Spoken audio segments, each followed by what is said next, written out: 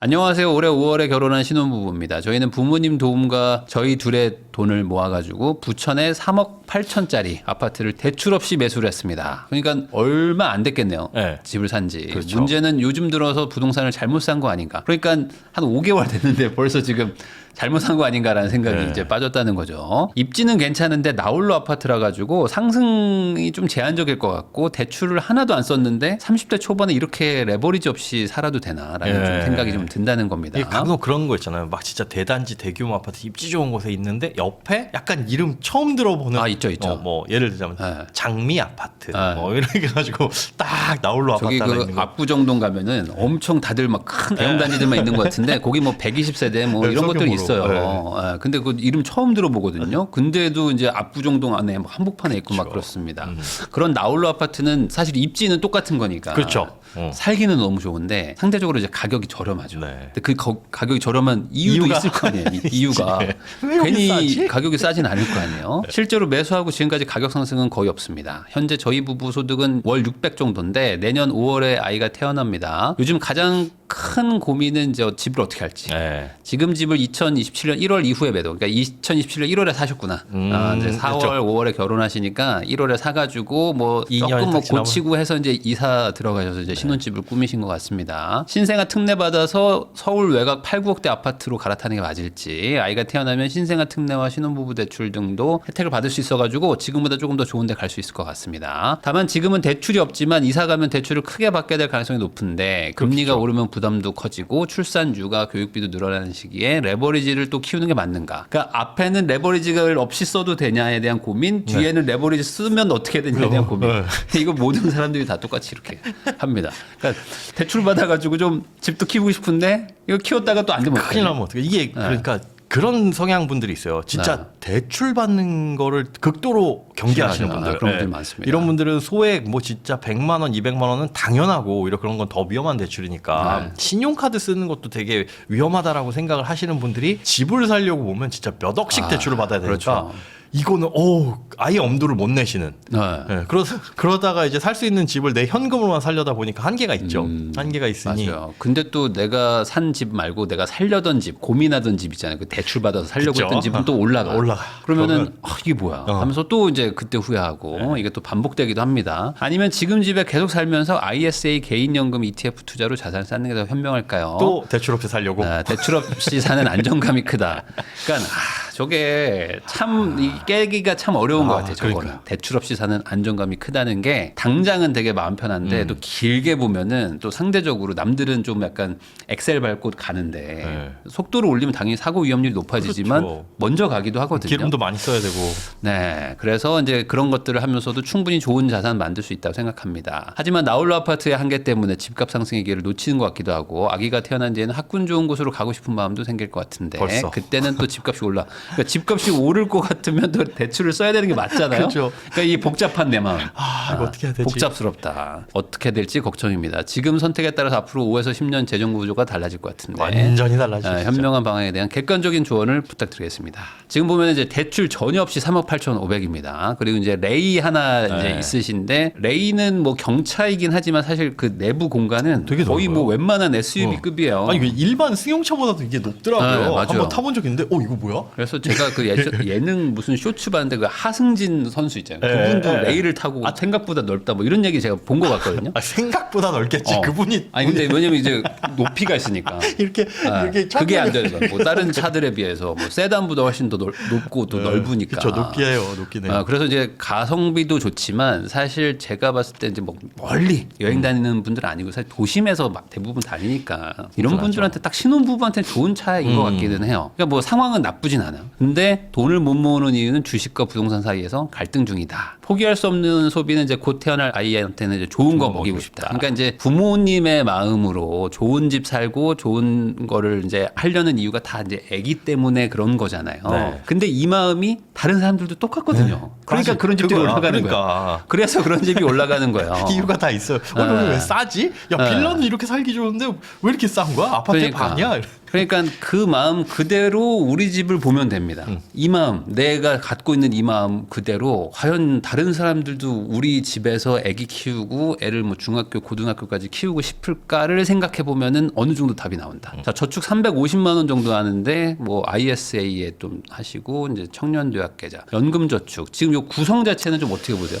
저는 이거 다 돈이 좀 단기간에 묶이는. 이게 연금저축만 빼자면 그 사회초년생들한테 딱 그냥 적합한. 네. 왜냐하면 사회초년생들 같은 게 변수가 없잖아요. 1년 뒤에 무슨 일 생기고 2년 뒤에 무슨 일 생기고 이런 네. 변수가 없으니까 그냥 묶어놓고 공격적으로 투자하는 게 괜찮아요. 네. 청년도약계좌는 또 공격적인 투자에 대해서는 안 맞는 거고 저런 원리금 보장 상품은 그냥 여러분들 1년짜리만 하시는 게 좋다. 네. 투자의 기회를 잃어버리는 거잖아요. ISA에서는 이제 공격적으로 뭐 해외 ETF나 이런 거 투자할 수 있으니까 좋기는 한데 연금저축 이런 것들 보면 다 이제 돈이 좀 한 최소한 3년에서 연금저축 같은 경우는 진짜 수십 년 정도 묶이는 거죠. 네. 이 상태에서 저는 아이가 태어난다면 마침 뭐 청년도약계좌가 만기가 된다면 저걸 이제 활용할 수 있겠지만은 다른 것들은 만기까지 기다려야 되니까 변수에 취약한. 그리고 이제 이분들은 이제 대출 없이 4억 정도 집을 사는 정도니까 사실 이제 자산 규모가 있는 거거든요. 그쵸. 충분히. 근데 이제 여기서 저런 어떤 절세나 뭐 이제 이율 따지기에는 사실 자산 규모가 커요. 그러니까 저 자산이 불어나는 게 더 중요하지. 네.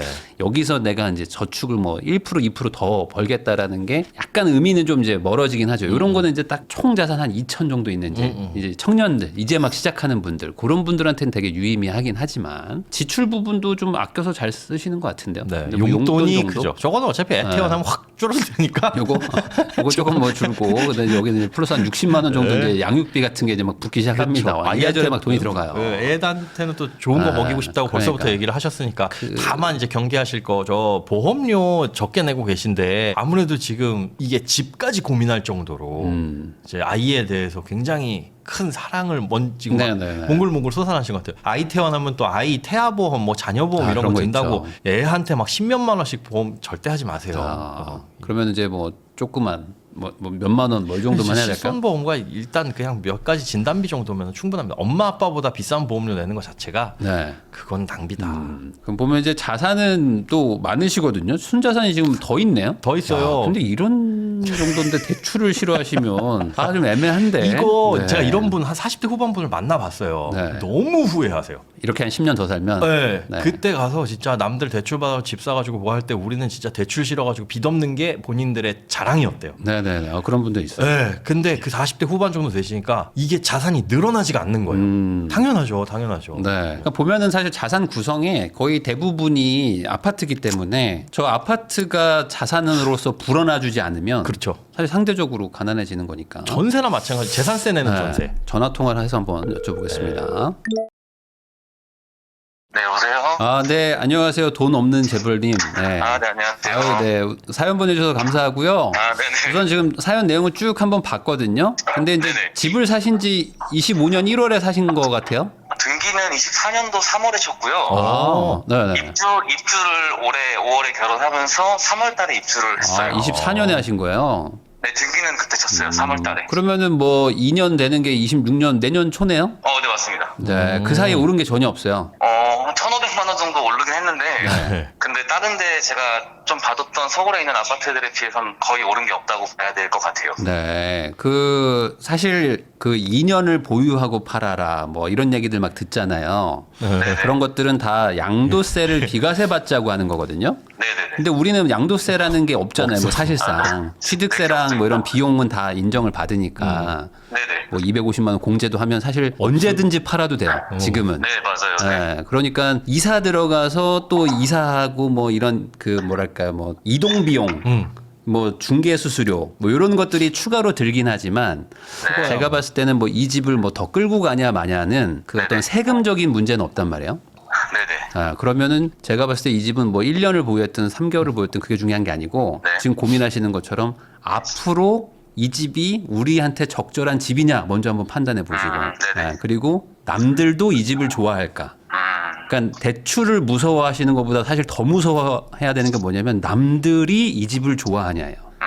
네네. 왜냐면 남들이 이 집을 되게 좋아할 건데 앞으로 이 동네 공급이 없으면 대출을 써도 되는 거잖아요. 그쵸, 예. 대출을 쓰는 거가 무서운 건 남들이 안 좋아하는 거에다 대출 쓰는 게 무서운 거거든요. 네. 그런 의미로 보면 우리 집은 남들이 좋아하는 집인가요? 아니요, 제 기준에선 그렇진 않아요. 아니오라고요. 확실하게 느껴지셔요. 내가 여기서 한 1년 가까이 이제 살았으니까 이제 느껴져요. 이 집은 아닌 것 같아. 그러니까 살기에는 너무 좋아요. 지금 저랑 와이프 상황에서. 네. 네. 근데 일단 어쨌든 거래량도 너무 적고 130세대밖에 안 되니까 네. 너무 적고, 그리고 그 근처 자체가 이제 개발도 가로주택 위주로만 진행이 되고 있어가지고 아, 그럼 빌라들 있는데 우리 집만 딱 이제 홀로 있는 약간 그런 느낌인 거예요? 그런 동네인데 그나마 이제 대단지 아파트들 500세대 아파트들이 연속으로 있는 곳에 붙어 있는 걸 제가 사긴 샀어요. 그래서 네. 네, 그래도 이제 매력적이라고 느껴지진 않는 느낌이긴 해요. 지금 상황에서는. 옆에 있는 게 대단지가 500세대예요? 아니면 더 큰 것도 있어요? 그 지금 그 공공주택으로 개발 중인 곳들이 몇 개가 있어요. 그 길 건너가지고. 네. 이제 거기에 제일 많은 세대수가 600세대고요. 네. 그리고 저희 집 옆에 있는 건 이제 주공이랑 또 브랜드 아파트가 하나 있는데 거기는 490세대, 600세대 이 정도 돼요. 네. 그런 아파트 내가 살 때랑 그 바로 내 옆 동네에 있는 그 대단지 거긴 조금 더 올랐어요? 가격이. 거기도 근데 안 오른 거 보니까 아직 동네 안 자체가 올랐어요? 오르는 느낌이 아닌 것 같아요. 네네. 거긴 근데 지금 뭐 전매 제한이 있어서 지금 못 팔고 아니요, 그런 건 그렇지는 아니에요? 않아요. 전매 제한 그래요? 없고요. 그냥 제가 그 구매하려고 했을 때보다 일단 호가나 2천 정도 올라 있는 것 같은데 네. 여기도 실거래가 딱히 찍히는 것 같진 않더라고요. 왜냐면 이게 어떤 특정 동네를 이제 말씀드릴 수는 없으니까 네네. 그래서 저도 그 큰 틀에서 이 동네에 살아야 되는 이유가 있나요? 거꾸로? 그러니까 거기 사는 거. 일단 그거는 제가 그 이제 부동산 투자에 대해 전혀 이제 관심도 없고 그 네. 상황 결혼하는 상황에서 대출을 받지 않고서 이제 저랑 와이프가 아. 딱 출퇴근하기 가장 편한 지역 플러스 그리고 저희 집이 가장 본가를 좀 이용할 수 있는 그 위치가 제일 좋았다고 느껴졌고 그 당시엔 이제 더블 역세권 확정이었고 그리고 뭐 이제 막 공공주택이랑 이제 뭐 신도시도 이제 들어오고 하면 좀 좋아지겠거니 생각을 했었어요. 네. 근데 그거는 이제 좀 인기 있는 아파트들에 한해서 좀 느껴지는 것들이겠더라고요. 보니까 이런 나홀로 아파트한테는 조금 좀 제약이 있지 않나 싶긴 하더라고요. 네. 네. 동네가 뭐 학군이 좋다거나 뭐 그런 정도의 평가받기는 좀 아니고 그냥 그것도 제일 큰 고민이에요. 학군 너무 안 좋아가지고. 학군이 안 좋아요. 주변 사람들이 안 학군이 좋대요. 조금 사람들이 선호하는 학군도 아니고 학원도 거의 없고 근처에 유흥시설도 조금 많고 이래가지고 아주 간단하게 생각하면 돼요. 내가 중1 여자애를 키우는 3인 가족이면 우리 집에 살 것 같으세요? 아니요 그 초등학생 저는 이사는 가고 싶었어요. 원래. 오케이. 그러면 이제 정리하면 되겠네요. 그 기본적으로 이렇게 생각하면 돼요. 나한테 좋은 집은 의미가 없어요. 우리나라 부동산 시장에서 남들도 일반적인 사람들이 좋아하는 거예요. 그러니까 우리 부모님이 옆에 사니까 나한텐 좋을 수 있잖아요. 그렇죠. 네. 그렇지만 우리 부모님은 내 부모님일 뿐이지 다른 분들의 부모님이 아니잖아요. 맞아요. 근데 네. 여기랑 아무 상관없는 분들 입장에서는 여기를 왜 살아야 되냐를 생각해 봐야 된단 말이죠. 지금 보면은 저축도 잘하시고 잘하고 계세요. 계셔. 지금 보면. 자산 잘 모았고. 네. 자산도 좀 있으시고. 네네. 그러면은 지금 있는 집에다가 딱 그냥 대출 더해가지고 연봉으로 치면 거의 지금 1억 가까이 되시는 거 아니에요? 근데 이게 제가 뭐 연봉을 계산해 본 적은 없는데 네. 그냥 이게 조금 줄어들 가능성이 앞으로 계속 있잖아요. 육아휴직도 들어가고 하면은 그런 것도 있죠. 그런 것 때문에 좀 더 두려워지더라고요. 이 월 150, 160씩 상환하는 것 자체가. 그 월 150, 160 상환하는 거 육아휴직 근데 들어가도 그 150 중에 원금이 있어요. 원금은 어차피 그쵸, 갚는 그쵸. 거니까 실제 이자만 생각하면 뭐 내가 못 낼 정도는 아니거든요. 네네. 그래서 뭐 제가 봤을 때 한 6억 정도 해서 뭐 7억 사이 뭐 그 정도 너무 많이 부담스러우면 그 정도 쓰시는 거는 괜찮을 것 같아요. 그러니까 6, 7억 정도 집 사는 거 지금보다는 더 7억 큰 거. 정도. 네. 그래서 조금 출퇴근을 마음에 드는 게 없더라고요. 아니요. 출퇴근을 좀 멀리 하더라도 네네. 출퇴근 시간 지금 얼마 걸려요? 지금 출퇴근. 와이프가 차로 30분 정도 걸리고요. 네. 저는 지하철로 환승 없이 한 30분 정도 걸려요. 그걸 딱 2배 정도까지만 좀 넓혀가지고 네네. 1시간 정도 안쪽으로 뭐 그러니까 본인이 마음이 불편하면 6, 7억짜리로 네네. 해서 좀 그러니까 대단지로 한 700세대 넘는 아까 말한 여자의 중일자리를 키우는 3인 가족이 좋아할 만한 아파트. 네네. 방금 말한 어떤 유흥시설 뭐 이런 거 좀 싫어하겠죠. 당연히 그런 분들은. 네네. 뭐 빌라가 많이 있으면 좀 약간 골목길도 어둡고 할 거 아니에요. 네네. 그런 것들을 조금 피할 수 있는 만큼 좀 멀리 가보는 거죠. 근데 도저히 없어요. 그럼 조금 돈을 더 써야죠. 8억, 9억까지 좀 올라가야죠. 그 보면은 주식이랑 뭐 코인 뭐 이런 것들을 하시는데 네네. 대출은 싫어하는데 또 공격적인 건 하시네요 또. 네. 아, 제가 옛날에 운 좋게 그냥 이걸로 벌었던 적이 있어가지고 네. 뭐 당연히 운이었겠지만 그냥 한번 이게 벌어보니까 이거에 대한 거부감이 좀 덜하더라고요, 확실히. 네네. 대출도 받아봐야겠네. 그래서 그때는 막 좋은 좀 나름 그래도 막 뭐 오량주라고 하는 그런 나스닥 위주의 그런 개별주들을 샀었는데 네. 지금은 그냥 이제 좀 자신감이 생겼는지 막 국내 개별 주식 같은 걸 위주로 하고 있긴 해요. 네네. 근데 뭔가 대출에 대해서 되게 거부감 느껴지고 좀 두려운데 이 주식에 대해서는 그렇게 크게 두려움이 없어가지고 지금 현재 그런 상황이거든요. 그거는 아까 말씀 잘하셨는데 주식으로 돈을 벌어 봤기 때문이거든요. 네네. 네, 그러니까 대출을 받아서 집을 샀는데 집으로 돈을 벌어보면 그 마음은 똑같이 깨지겠죠. 아, 맞아요. 그럴 것 같아요. 그거는 한 진짜. 번도 대출 안 받아보신 건가요? 네. 학자금부터 해가지고 한 번도 받아본 적이 없어서. 만약에 요 집 살 때 고민했던 대출 받아서 집 살려고 했던 게 대략 금액이 얼마였죠? 거기가 6억대 초반 정도였어요. 그게 지금 얼마 됐어요? 그거 6억 중반 정도 된 것 같아요. 거기도 근데 제가 입지를 뭐 공부를 안 하고 이래서 잘 모르겠지만 그냥 내 기준에 좋은 집이었지 막 엄청 좋은 동네는 또 아닌 것 같더라고요. 그건 조금 공부를 해보더라도 네. 예를 들어 그래도 네네. 그걸로 한 2, 3천 벌었다면 그러면 지금 딱 1년 지났을 때 어떤 느낌일 것 같아요? 그래도 대출 써도 나쁘진 않다라는 생각이 들까요? 그거는 지금 만약에 제가 벌었으면 그런 생각 들었을 것 같아요. 왜냐면 네. 주식으로도 지금 못 벌고 있는 상황이 길어지니까. 네, 그래서 주식으로 지금 못 벌고 있어요? 지금 주식 지금 분위기 나쁘지 않잖아요. 근데 그거가 회복돼서 지금 거의 본전이지 작년에는 막 난리였었거든요. 물렸었구나. 주식에 이렇게 공격적이신데 저 이거 뭔 마음인지 알아요. 그러니까 대출 싫어하는 분들이 수익은 내야 되니까 변동성에 투자하는 거야. 그렇구나. 좀 그런 건 있는 것 같아요. 어차피 네. 잃어봐야 본전 여긴 0이 되는 거잖아요. 근데 네. 대출 받으면 마이너스로 간다는 게 걱정이 있어가지고. 내가 뭔가 부채를 달고 가야 된다는 느낌이 들어가지고. 맞아요. 그게 조금 두렵더라고요. 근데 그때는 두 그랬는데. 분은 아직 뭐 젊으시고 그래요. 예, 네네. 젊으시기 때문에 사실 말씀하신 것처럼 30대 초반인데도 레버리지를 안 쓰면 네네. 사실 언제 쓰냐 언제? 이거죠. 예. 뭐 그쵸, 예. 직장이 좀 되게 뭐 위험하거나 위태위태한 분들도 아니죠. 직장은 정년까지는 무조건 보장이고. 아우. 그러면은 사실 그리고 지금 국가에서 보조금 나오기 때문에 월급도 안정적으로 나오는 곳이라서 크게 그런 걱정은 안 하고 있어요, 둘 다. 네. 그러면은 제가 봤을 땐 어쨌든 지금 또 아기도 키우셔야 되고 그리고 이제 한동안 뭐 최소한 20년 정도는 학군이든 뭐 아니면은 좀 안전함이든 뭐든 그 주택이 되게 중요하잖아요, 지금. 애들 다 키우고 뭐 결혼시키고 난 노부부가 아니잖아요, 두 분이. 네네. 그러면 당연히 그 주거 환경이라는 것도 중요한데 내가 집에다가 돈 대출 받기 싫으면 사실 그걸 뭐 8억 9억을 모을 수는 없으니까 당장. 네, 그쵸. 그리고 그런 거를 사고 싶어 하는 사람들은 많잖아요. 주변에도 많잖아요. 네네. 사실 우리나라는 살기 좋은 동네보다는 살기 안 좋은 동네가 더 많거든요. 네네. 상대적으로. 그러다 보니까 다들 돈 모아서 대출 받아서 집 사려는 분위기가 크니까 이번 기회에 한번 부동산에 대해서 좀 공부 좀 하시고 꼭 이 동네에 안 살아도 될 수 있거든요.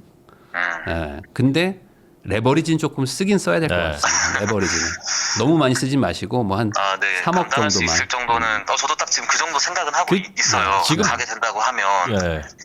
그래서 규제 한 7억대 정도 초반 정도 지금 계속 호갱노노랑 막 네이버 부동산 보고 있거든요. 그 규제도 알아보셔야 돼요. 그냥 규제 자체가 감당할 수 없는 빚을 내게끔 못 그것도 안 되죠. 되어 있어요. 그것도 최근에 계속 공부를 하면서 알게 된 아, 정보라서. 우리나라에서는 가족의 도움 없이는 안 돼요. 뭐 안 돼. 다 막아놨어 지금. 따라서 정부가 깔끔하게 다 막아놨어요. 금리 올라서 못 갚으면 어떻게 해요? 그 정도로 안 빌려줍니다. 빌려주질 않아요. 걱정하지 네, 마세요. 그렇더라고요. 미리 금리가 오를까봐 스트레스 DSR이라고 가상금리 더 더해서 막 돈을 더 줄여요. 막 그러고 있기 때문에 네네.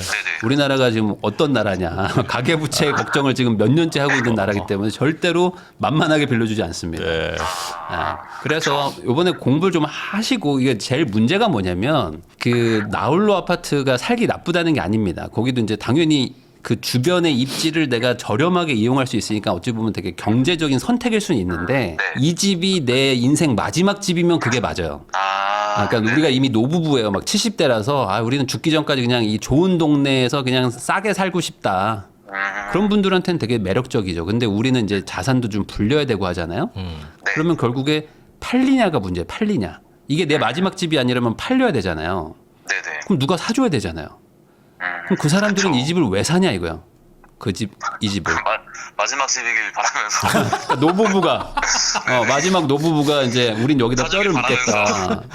원래 내 여기가 고향이었다 하면서 올 그 몇 안 되는 분들을 내가 잡지 않으면 안 되는데 이게 또 호황기에는 어떻게 또 살 수도 있거든요 누가. 근데 이제 만약에 이제 불황이나 뭐 횡보가 오면요 네. 나홀로는 진짜 안 팔려요. 진짜 쉽지 않아요.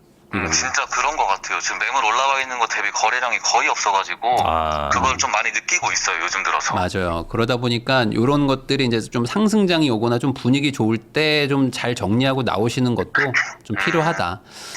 우리가 뭐 70대 부부면 여기 살면 되죠. 네네, 뭐 그쵸. 더 투자할 것도 없으니까. 근데 이제 아직 우리가 그렇게 할 거는 아니니까. 대출도 한번 알아보시고 이제 내년에 이제 아이 태어나잖아요. 네네. 그러면은 그 신생아 대출도 좀 나오니까 네. 그런 것들 받아가지고 바로 옮기자. 제가 봤을 때는 뭐 세금도 없는데 뭐 굳이 뭐 더 기다렸다 이유는 말. 크게 없기는 해요. 그렇죠. 뭐 27년까지 기다릴 이유가 뭐가 전혀 있을까요? 없어요. 굳이? 근데 그 하나 좀 여쭤보고 싶은 게 네. 어쨌든 간에 신생아 대출이라는 것 자체가 아이가 태어나고 2년까지는 쓸 수 있다고 제가 알고 있어요. 네. 그러면은 지금 막 이제 부동산이 지금 제가 몇 군데 알아본 곳에 보니까 토어제 걸리고 해가지고 지금 매물도 거의 없고 금액도 엄청 많이 오른 느낌이 들더라고요. 네. 이게 그냥 한 2년 정도 더 보면서 좀 이렇게 유동적으로 움직이는 게 좋을지 아니면은 지금 당장 실행을 하는 게 조금 더 제 입장에서 이득일지가 좀 궁금하긴 하거든요. 그러니까 아직 좀 덜 오른 동네에 내가 살 수 있을 수도 있잖아요. 그러니까 내 어떤 출퇴근 거리나 이런 것 때문에. 그래서 뭐 지금 뭐 이렇게 명확하게 말씀드릴 수는 없지만 보통 이제 초보자라고 말하는 분들은 대출 받아서 이미 오른 동네 있죠. 이미 오른 동네가 아마 눈에 갈 거예요. 왜냐면 나는 마음이 좀 불안한데 대출도 막 받았어가지고 더 걱정되니까 네. 남들이 확실히 돈 번 동네 가서 사고 싶어요. 근데 사실은 아직 안 오른 동네 사는 게 맞긴 맞거든요.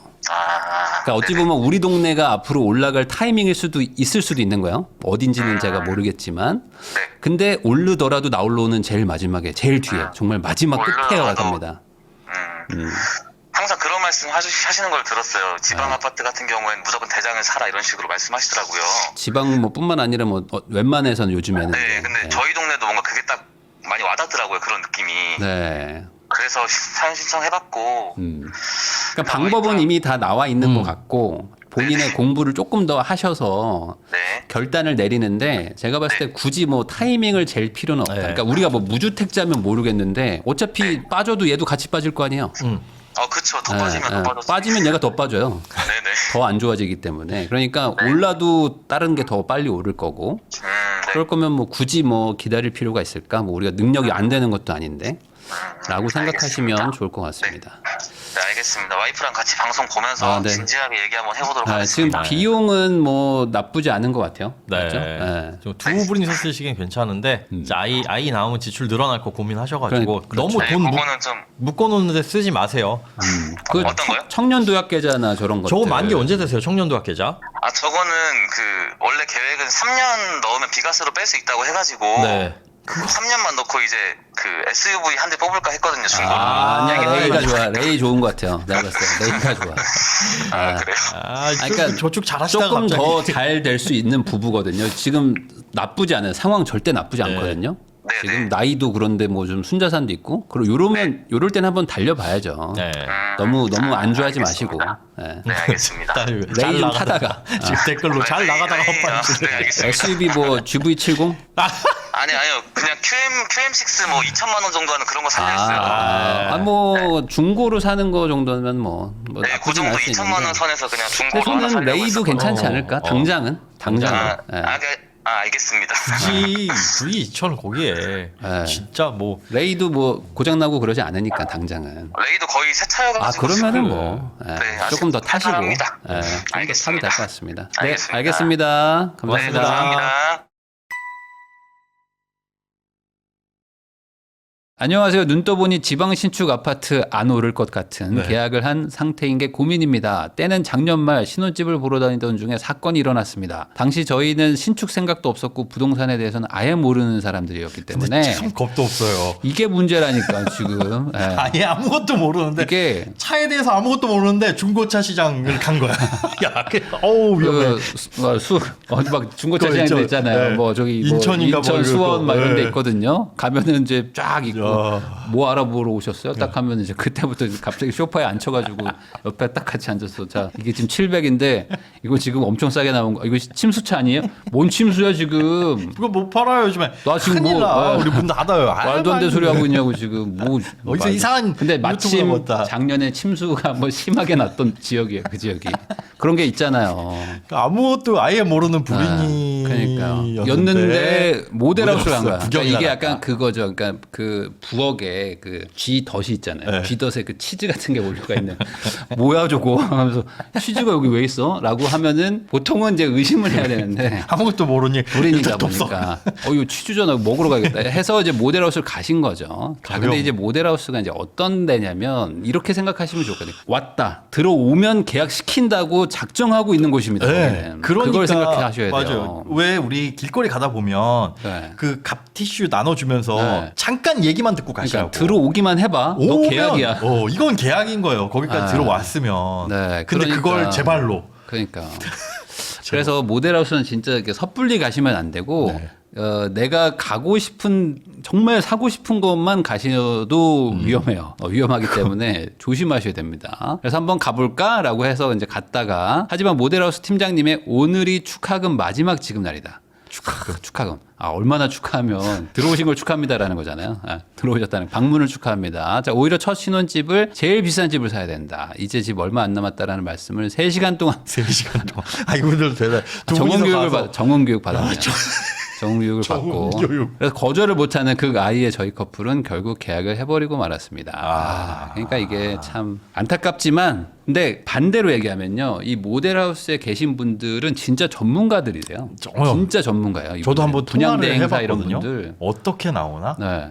장난 아닙니다. 교묘하게 어려운 질문이나 대답하기 껄끄러운 것들은 싹싹 피해가고 네. 미리 그 매뉴얼이 있나 봐요. 있죠. 네, 공부를 다 하고 들어가는 거기 때문에 그래서 뭐 확정 이런 건 아닌데 뭐 이렇게 예정 뭐 이거 될 수밖에 없을 것 같아요. 막 이런 네. 식으로 막 얘기를 한단 말이에요. 자 거기까지는 오케이인데 저희도 신혼집을 구해야 했고 어차피 이자 나가는 돈이나 월세나 거기다라는 합리화로 버틸 수 있었지만 계약 후 알아보면 알아볼수록 제가 계약한 집은 오르지 않을 거라는 확신이 생겼습니다. 하지만 이미 2,500만 원의 계약금을 지급했고 계약 취소 시 2배를 배상해야 되더라고요. 배액 배상. 네, 부동산에 분양권을 내놓아도 팔리지 않는 상황입니다. 저희 집 분양가는 4억 7천 정도 하는데 입주까지 5달 정도 남았는데 아직도 미분양입니다. 이걸 이제 악성 미분양이라고. 악성 미분양이 될 이제 것 같은. 거죠. 네. 네, 게다가 소득 대비 무리를 한 것도 같습니다. 맞죠? 지금 둘이서 이제 500인데 지금 거의 4억 7천이면 그 맥시멈을 산 거거든요. 저희 합산 소득은 500 정도입니다. 그나마 디딤돌 대출로 했을 때 매월 이제 월 130에서 150 정도 나갈 것 같은데 앞으로 아기도 낳고 싶고 행복하게 살고 싶은데 어떻게 하면 좋을까요? 원리금 내는 건 그렇다 쳐도 집값이 안 오르는 기회비용을 생각하면 너무 스트레스입니다. 그래서 이게 사람들이 제일 조심하셔야 되는 거 특히 20살 넘으면 정말 조심하셔야 되는 건 뭔가 서류에다가 사인하는 겁니다. 뭔가 서류에 사인한다는 거는 되게 조심하셔야 되는 거예요. 이거를 그냥 하고 죄송해요 물으면 안 돼요 이렇게 생각하는 사회 초년생들이 되게 많아요. 진짜. 네. 계약이라는 건. 왜냐면 이제 학생 때는 뭐 약속하면 좀 막 미룰 수도 있고 뭐 이런 게 가능하잖아요. 근데 이게 그런 게 아닙니다. 네. 그래요, 맞아요. 어렸을 때는 알바생을 지금 뽑고 있거든요. 네. 만나기로 하는데 잠수 안 오는 경우도 있고 그냥 잠수 타버려요. 내일 나가면 안 돼요. 뭐 이런 것도 있고 저 아파서 그냥 오늘 3시간만 할게 뭐 이런 경우도 있잖아요. 정말 그럼 정말 아니 이게 사회인가 나는 그런 생각이 들어. 이게 알바생제 사회인가? 근데 알바는 뭐 정확하게 뭐 계약서를 막 정확하게 작성한다기보다는 물론 뭐 어느 정도 작성하지만 저 블럭에서 쓰긴 하지만 그 전에 뭐 근데 근데 뭐 사회 나와서 성인이 돼서 계약서에 뭔가 서명을 했다. 그런 각종 민형사상 법적 책임을 그럼요. 지겠다라는 이 게 됩니다. 계약에다가 서명한다는 거는 말씀하신 것처럼 내가 이거에 대한 책임을 모든 진다는 거를 내가 서명한 겁니다. 그러니까 이게 그냥 3시간 듣다가 너무 죄송해가지고 미안해가지고 했어요. 뭐 이런 분들 많잖아요. 잠시만요. 지금 댓글 읽다 보니 맞아요. 우리가 보통 계약금을 내고 계약 취소를 하면 네.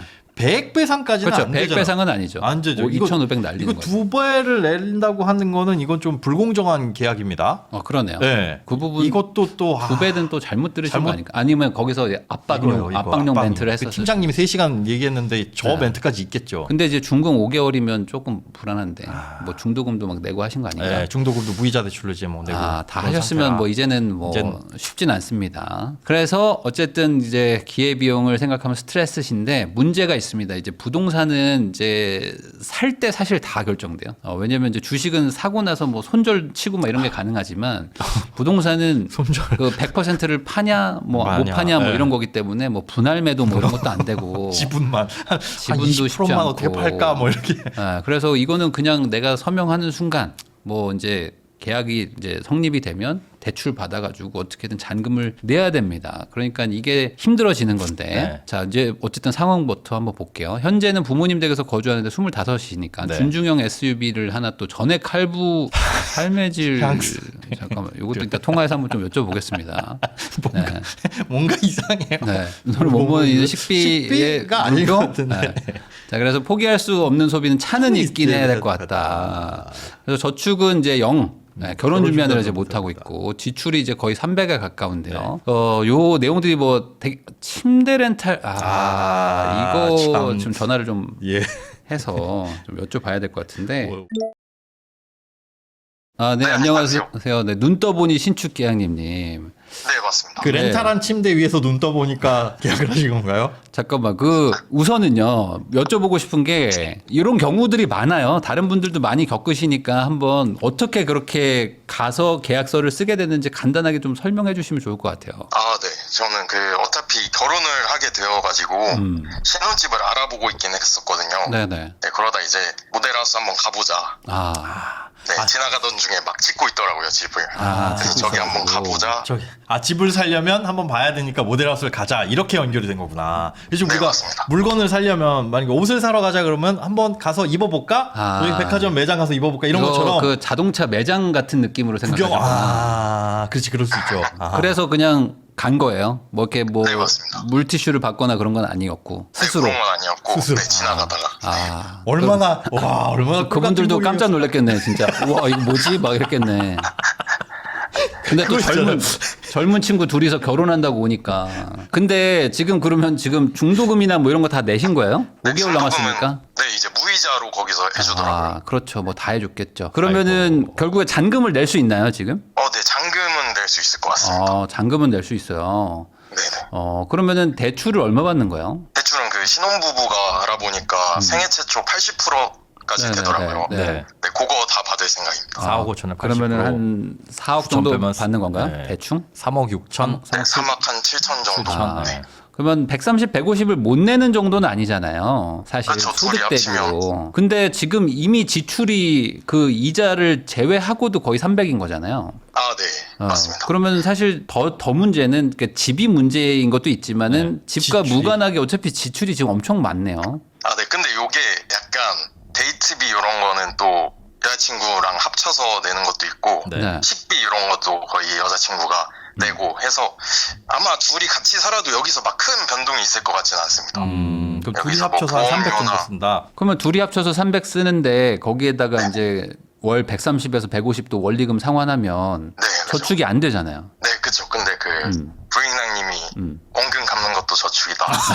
그걸 그렇게 해석한다고? 내 얘기 중에 97% 다 날리고 물론 원금 갚는 것도 저축인데 그것도 저축은 맞는데 그것만 저축으로 하시면 안 되죠. 그것도 저축이니까 그것까지 저축률에 포함하라는 거지. 야, 그걸 그렇게 해석하셨다고요? 네. 야, 이거 너무 쇼츠처럼 본 거 아닙니까, 영상을? 그러니까 이게 쇼츠의 어지러지네. 느낌이네. 아. 근데 지금 봐봐요. 영양제를 왜 먹죠? 10만 원이? 건강하지 않나요, 두 분? 지금 영양제, 최고로 건강할 때 아닌가 지금 25이면요? 영양제를 줄이겠습니다. 자, 침대 렌탈은 뭐예요? 렌탈? 그게 저거 뭐 좋은 걸 뭐예요? 살려고 했는데 돈이 부족해서 이제 한 건가요? 저것도 많이 후회되는 소비 중 하나인데. 요즘에 렌탈이 많더라고요. 그러니까 저 렌탈이 구독 엄청 무슨- 비싸요. 월 연 한 7%, 8% 뗄걸요 아마? 저 이자로 치면. 왜 하시게 된 거예요, 저거는? 저게 아마 제가 한 건 아니고 네. 그게 아마 홈쇼핑 보다가 아. 했을 거예요. 홈쇼핑 보다가 이분은 그런 거 있네. 귀가 얇아서 이렇게 보다가 귀가 얇은 스타일이시군요. 그러면은 영양제도 약간 그런 개념이었나요? 그 매달 먹어야 된다고 누가 해가지고. 아니요, 영양제는 이제 저희 어머니의 추천으로. 아 그럼 정기적으로 매달 10만 원씩 사서 먹는 거예요? 네, 이거 먹고 있습니다. 그럼 저 정도면 10만 원이면은 소고기를 먹는 게 낫지 않나? 그렇죠. 차라리 매달 10만 원이면요. 아 근데 너무 많이 써요 지금. 많이 써요. 네, 너무 많이 써요 지금. 네. 지금 둘이서 사는데 저축률이 뭐 15% 20% 될까 말까 되는 거잖아요. 이제 앞으로. 그렇죠. 네. 네, 그렇죠. 아니 주유비 20에서 25가 나가는데 교통비 8만 원은 또 뭐예요? 저건 뭐죠? 아, 이것도 약간 저희가 지금 이미 통장을 합쳐서 관리하고 있어서 이렇게 나간 것 같은데 제게 25만 원이고 이제 여자친구께 8만 원. 이런 식으로. 그러면은 저거는요. 지금 뭐 결혼 준비한다고 하면 이래저래 막 카드를 뭐 엄청 쓰고 있을 텐데 네네. 그건 또 별개로 지금 다 그냥 사실상 그냥 신용카드로 긁고 있는 거죠. 아니요, 제가 부인장님 팬이다 보니까 신용카드를 쓰지 않습니다. 신용카드 쓰지 않고. 그게 보험 무슨 의미가 현금을 있어? 쓰고 지금 이렇게 현금을 쓰고 있는데 무슨 의미가 있어? 그게 지금. 그냥 다 좋을 대로 해석해가지고 나는 부인나님이 하는 대로 하고 있으니까 부자가 될 거야. 이런. 원금 갚고 있고 신용카드 안 쓰니까 문제 없는 게 아니잖아요, 지금. 하지 말라는 거 다 하고 있으면서 지금. 맞습니다. 아니 이거 그러면은 재밌다. 어떻게 하고 있어요? 그러면 결혼 자금은 어떻게 하고 있어요? 결혼 자금. 뭐 이렇게 신혼 여행이라든지 뭐 이런 것들도 저희가 네, 신혼여행은 저희가 사정상 안 가기로 했고. 안 가기로 했고. 네. 네. 그다음에 결혼 자금은 이제 모아뒀던 돈에서 어떤 걸로. 쓰고 있습니다. 네. 그리고 보면은 코인이 1억 5천이나 있어요. 어휴. 이게 네. 이게 지금 절로 들어가는 건가요? 그 잔금으로 들어가는 건가요? 네, 맞습니다. 그대로 잔금으로. 코인 투자를 좀 잘 해서 지금 1억 5천이 된 거죠? 네, 그죠. 운 좋게. 요번에 어떻게 괜찮으셨어요? 요번에 갑자기 폭락했을 때? 네, 저는 현물이라 다행히 다행이네. 괜찮았어요. 그래도 현물. 얼마 투자해서 1억 5천을 만드신 거예요? 원금 얼마에? 원금이 6천만 원 정도. 이야. 근데 봐봐요. 25인데 1억 6천 정도면 많은 거예요. 절대 적은 건 아니거든요. 그렇죠. 그러니까 약간 극단적이시네. 약간 그러니까 잘하시는 건 되게 잘하시는데 또 이렇게 집을 살 때는 또 너무 성급하게 사셔가지고 그거 좀 아쉽긴 하네요. 근데 이건 어쩔 수 없어요. 이제 이미 뭐 사실상 5개월 남았기 때문에 들어가서 거주하시면서 장기적으로 여기서 이제 거주하시면서 버티면서 이제 시세가 좀 다른 것들이 같이 올라올 때까지 좀 기다려야 되거든요. 돼요. 그리고 이거는 지금 뭐 실거주를 안 할 수도 없는 게 디딤돌 대출 받으면 실거주 의무가 있어서 대출을 갈아타기 전까지는 그것도 염두에 두셔야 이게 되고. 2015년, 16년 그때 지방에 미분양들 막 다시 나오기 시작하고 막 되게 시장이 안 좋았었던 때가 있었거든요. 그게 또 2018, 19, 20년 다시 막 올라가면서 결국에는 미분양이 다 소진되고 다시 막 다 올라갔던 적이 있어요. 그러니까 이게 분양을 잘못 받은 거라기보다는 그냥 비싸게 산 거라고 생각하시면 될 것 같아요. 그러니까 신축이라는 것 자체가 없어지는 건 아니잖아요. 신축이 아닌 건 아니잖아요. 그러니까 신축인데 원래 가격이 뭐 예를 들어 3억인데 내가 뭐 3억 5천에 샀다. 뭐 3억 8천에 샀다. 뭐 이런 개념으로 접근하시면 되는 거죠. 그러니까 좀 미래 가격을 내가 웃돈 주고 산 거니까 시간이 지나면 또 이게 물가 상승에 따라 가지고 다시 또 그냥 제값을 또 이제 인정받을 때가 오거든요. 근데 그때까지는 뭐 어쩔 수 없는 거죠. 이거는. 왜냐면 지금 미분양이라고 하셨기 때문에 쉽게 거래가 되기는 어려워요. 거예요. 맞습니다. 네. 그러면 이번에 코인에 있는 돈도 뭐 이렇게 잔금으로 넣고 하면 그래도 어쨌든 운용할 수 있는 자금이 남긴 남는 거예요? 거의 없어지고 아무래도 그 혼수도 사야 되니까. 그렇게 되면 우리가 그런 저축이 안 되는데 저축도 안 되고 그러면은 약간 웃돈 주고 산 이 집 하나만 믿고 있어야 되는 그게. 거잖아요. 네, 그죠. 그러면 그게 뭔가 고민입니다. 큰일 난 거죠. 어찌 보면. 반대로 생각하면. 이걸 물을 수도 없는 거니까 결국은 뭐냐 저축을 해야 돼요. 그러니까. 네. 그 원금 포함해서 제가 봤을 때 50% 저축은 하셔야 될 것 같은데. 그죠. 50%요. 네, 원금 50%. 포함해서. 원금 50%. 포함해서. 근데 둘이서 200만 원 쓰는 거면 충분히 많이 쓰는 거예요, 사실. 한 달에 200만 원 쓴다는 거는. 이게 결혼하면은 주 7일 동안 데이트한다는 걸로 생각하시면 안 돼요. 그건 완전 착각이고. 이제 둘이 결혼했기 때문에 데이트할 때는 좀 돈을 쓰고 살았지만 앞으로는 돈 안 쓰고 살아야겠다. 집밥도 막 다 해먹고 이제 앞으로 돈을 모아서 이제 우리가 뭐 연애가 아니잖아요, 이제는. 이제 돈 모아서 이제 경제 공동체로서 이제 돈도 불리고 자산도 만들고 노후 대비도 해야 되잖아요. 그러니까 이제는 과거랑 달라져야죠. 네, 맞습니다. 이제는 뭐 즐기고 사는 게 아니고 이제 미래를 대비하기 위해서 이제 아끼고 살아야 된단 말이죠. 그래서 절반 뚝 떼놓고 생각해야 돼요. 그리고 혹시 어디다 제일 큰 돈을 쓰는 거예요? 뭐 결혼식에다 쓰시나요? 결혼. 네, 네. 아니면 뭐 가전에다가 쓰나요? 지금 큰 돈을 어디다 쓰고 있어요? 아마 지금 가전에 쓰지 않을까 싶습니다. 그러니까 이게 신축에 들어가니까 거기에 가전도 맞는. 막 이렇게 살려고 하는 거잖아요. 네. 이게 몇 평짜리죠? 이게 34평입니다. 둘이서 34평은 사실 너무 크네. 거기다 가전 채워 넣으려면 또 돈 엄청 쓸 텐데. 여기가 혹시 뭐 이렇게 외딴 곳에 있다거나 해서 이렇게 좀 뭐랄까 메인 동네에서 좀 멀리 떨어져 있는 그런 단지인가요? 막 멀리 떨어져 있진 않은데 살짝 멀리 있습니다. 살짝 멀리. 전세나 이런 거는 나갈 것 같아요. 어때요? 보여요? 동네 분위기가 어때요? 뭐 동네를 말씀하지 마시고. 근데 저희가 그 디딤돌이라 실거주. 그러네. 아니 근데 뭐 안 되면은 저기 전세를 주고 이렇게 안 들어갈 수는 있나요 혹시? 그러면 잔금이 또 안 되나요? 저희가 집을 또 구해야 돼서. 싼 집을 월세. 들어가야죠. 싼 집에. 이 집은 사실 너무 과한 집이긴 한데 34평은. 그 동네에 싼 월세들도 많을 거잖아요. 지방에 신축이 맞죠. 지금 이 정도 가격이면은 뭐 월세 막 2천에 40짜리 아파트도 엄청 많을 텐데. 결혼 언제세요? 결혼이 이제 한 2, 3주 정도 남았습니다. 그러면 이미 거기 들어갈 마음으로 이제 그럼 뭐 다. 가전 다 샀겠네요. 가전은 아직 아직이. 알아보고 있습니다. 아직 안 샀어요. 이건 또 천천히 사실 2, 3주 남았는데 결혼해. 입주가 5개월 남았으니까. 입주가 돼요. 안 들어갈 수 있으면 안 들어가는 게 들어가는 좋을 것 게. 같은데. 안 들어갈 수 있으면 전세가가 높다면 만약에 근데 여기 또 다들 전세를 주려고 하면 몇 세대인가요? 여기가 1단지가 760 정도 되고요. 크네요. 네, 2단지가 한 그러면 여기도 800세대인데. 전세 물량이 꽤 많이 꽤 나오겠네요. 많이 나오겠네요. 그러면 가전은 34평이라고 생각하지 마시고 25평 정도라고 생각하고 되게 작은 거를 사시는 게 좋을 것 같아요. 아주 작은 것들. 네, 알겠습니다. 여기서 저희가 미니멀. 잠깐 살다가 이제 입주장 끝나고 하면은 전세 주고 나가시는 게 맞지 않을까. 돈을 좀 모아가지고 여기서 계속 사시면은 이래저래 좀 힘들죠. 왜냐면 내가 웃돈 주고 산 거 느낌도 있는데다가 계속 주거비로 지금 엄청나게 이자가 나가잖아요. 그러니까 이제 그것만으로도 사실 부담되는데 그걸 차라리 전세를 주고 우리는 이 동네에 정말 싼 아파트 많을 거거든요. 20평짜리 뭐 이런 거.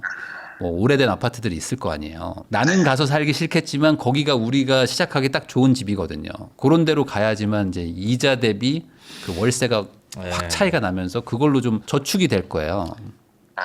그리고 여차 잘못하면 지금 차량 할부 몇 개월 남았어요? 차량 할부가 한 1년 반 정도 1년 남았습니다. 반 정도. 2년 정도? 2년 남은 것 2년 같습니다. 정도 남았다.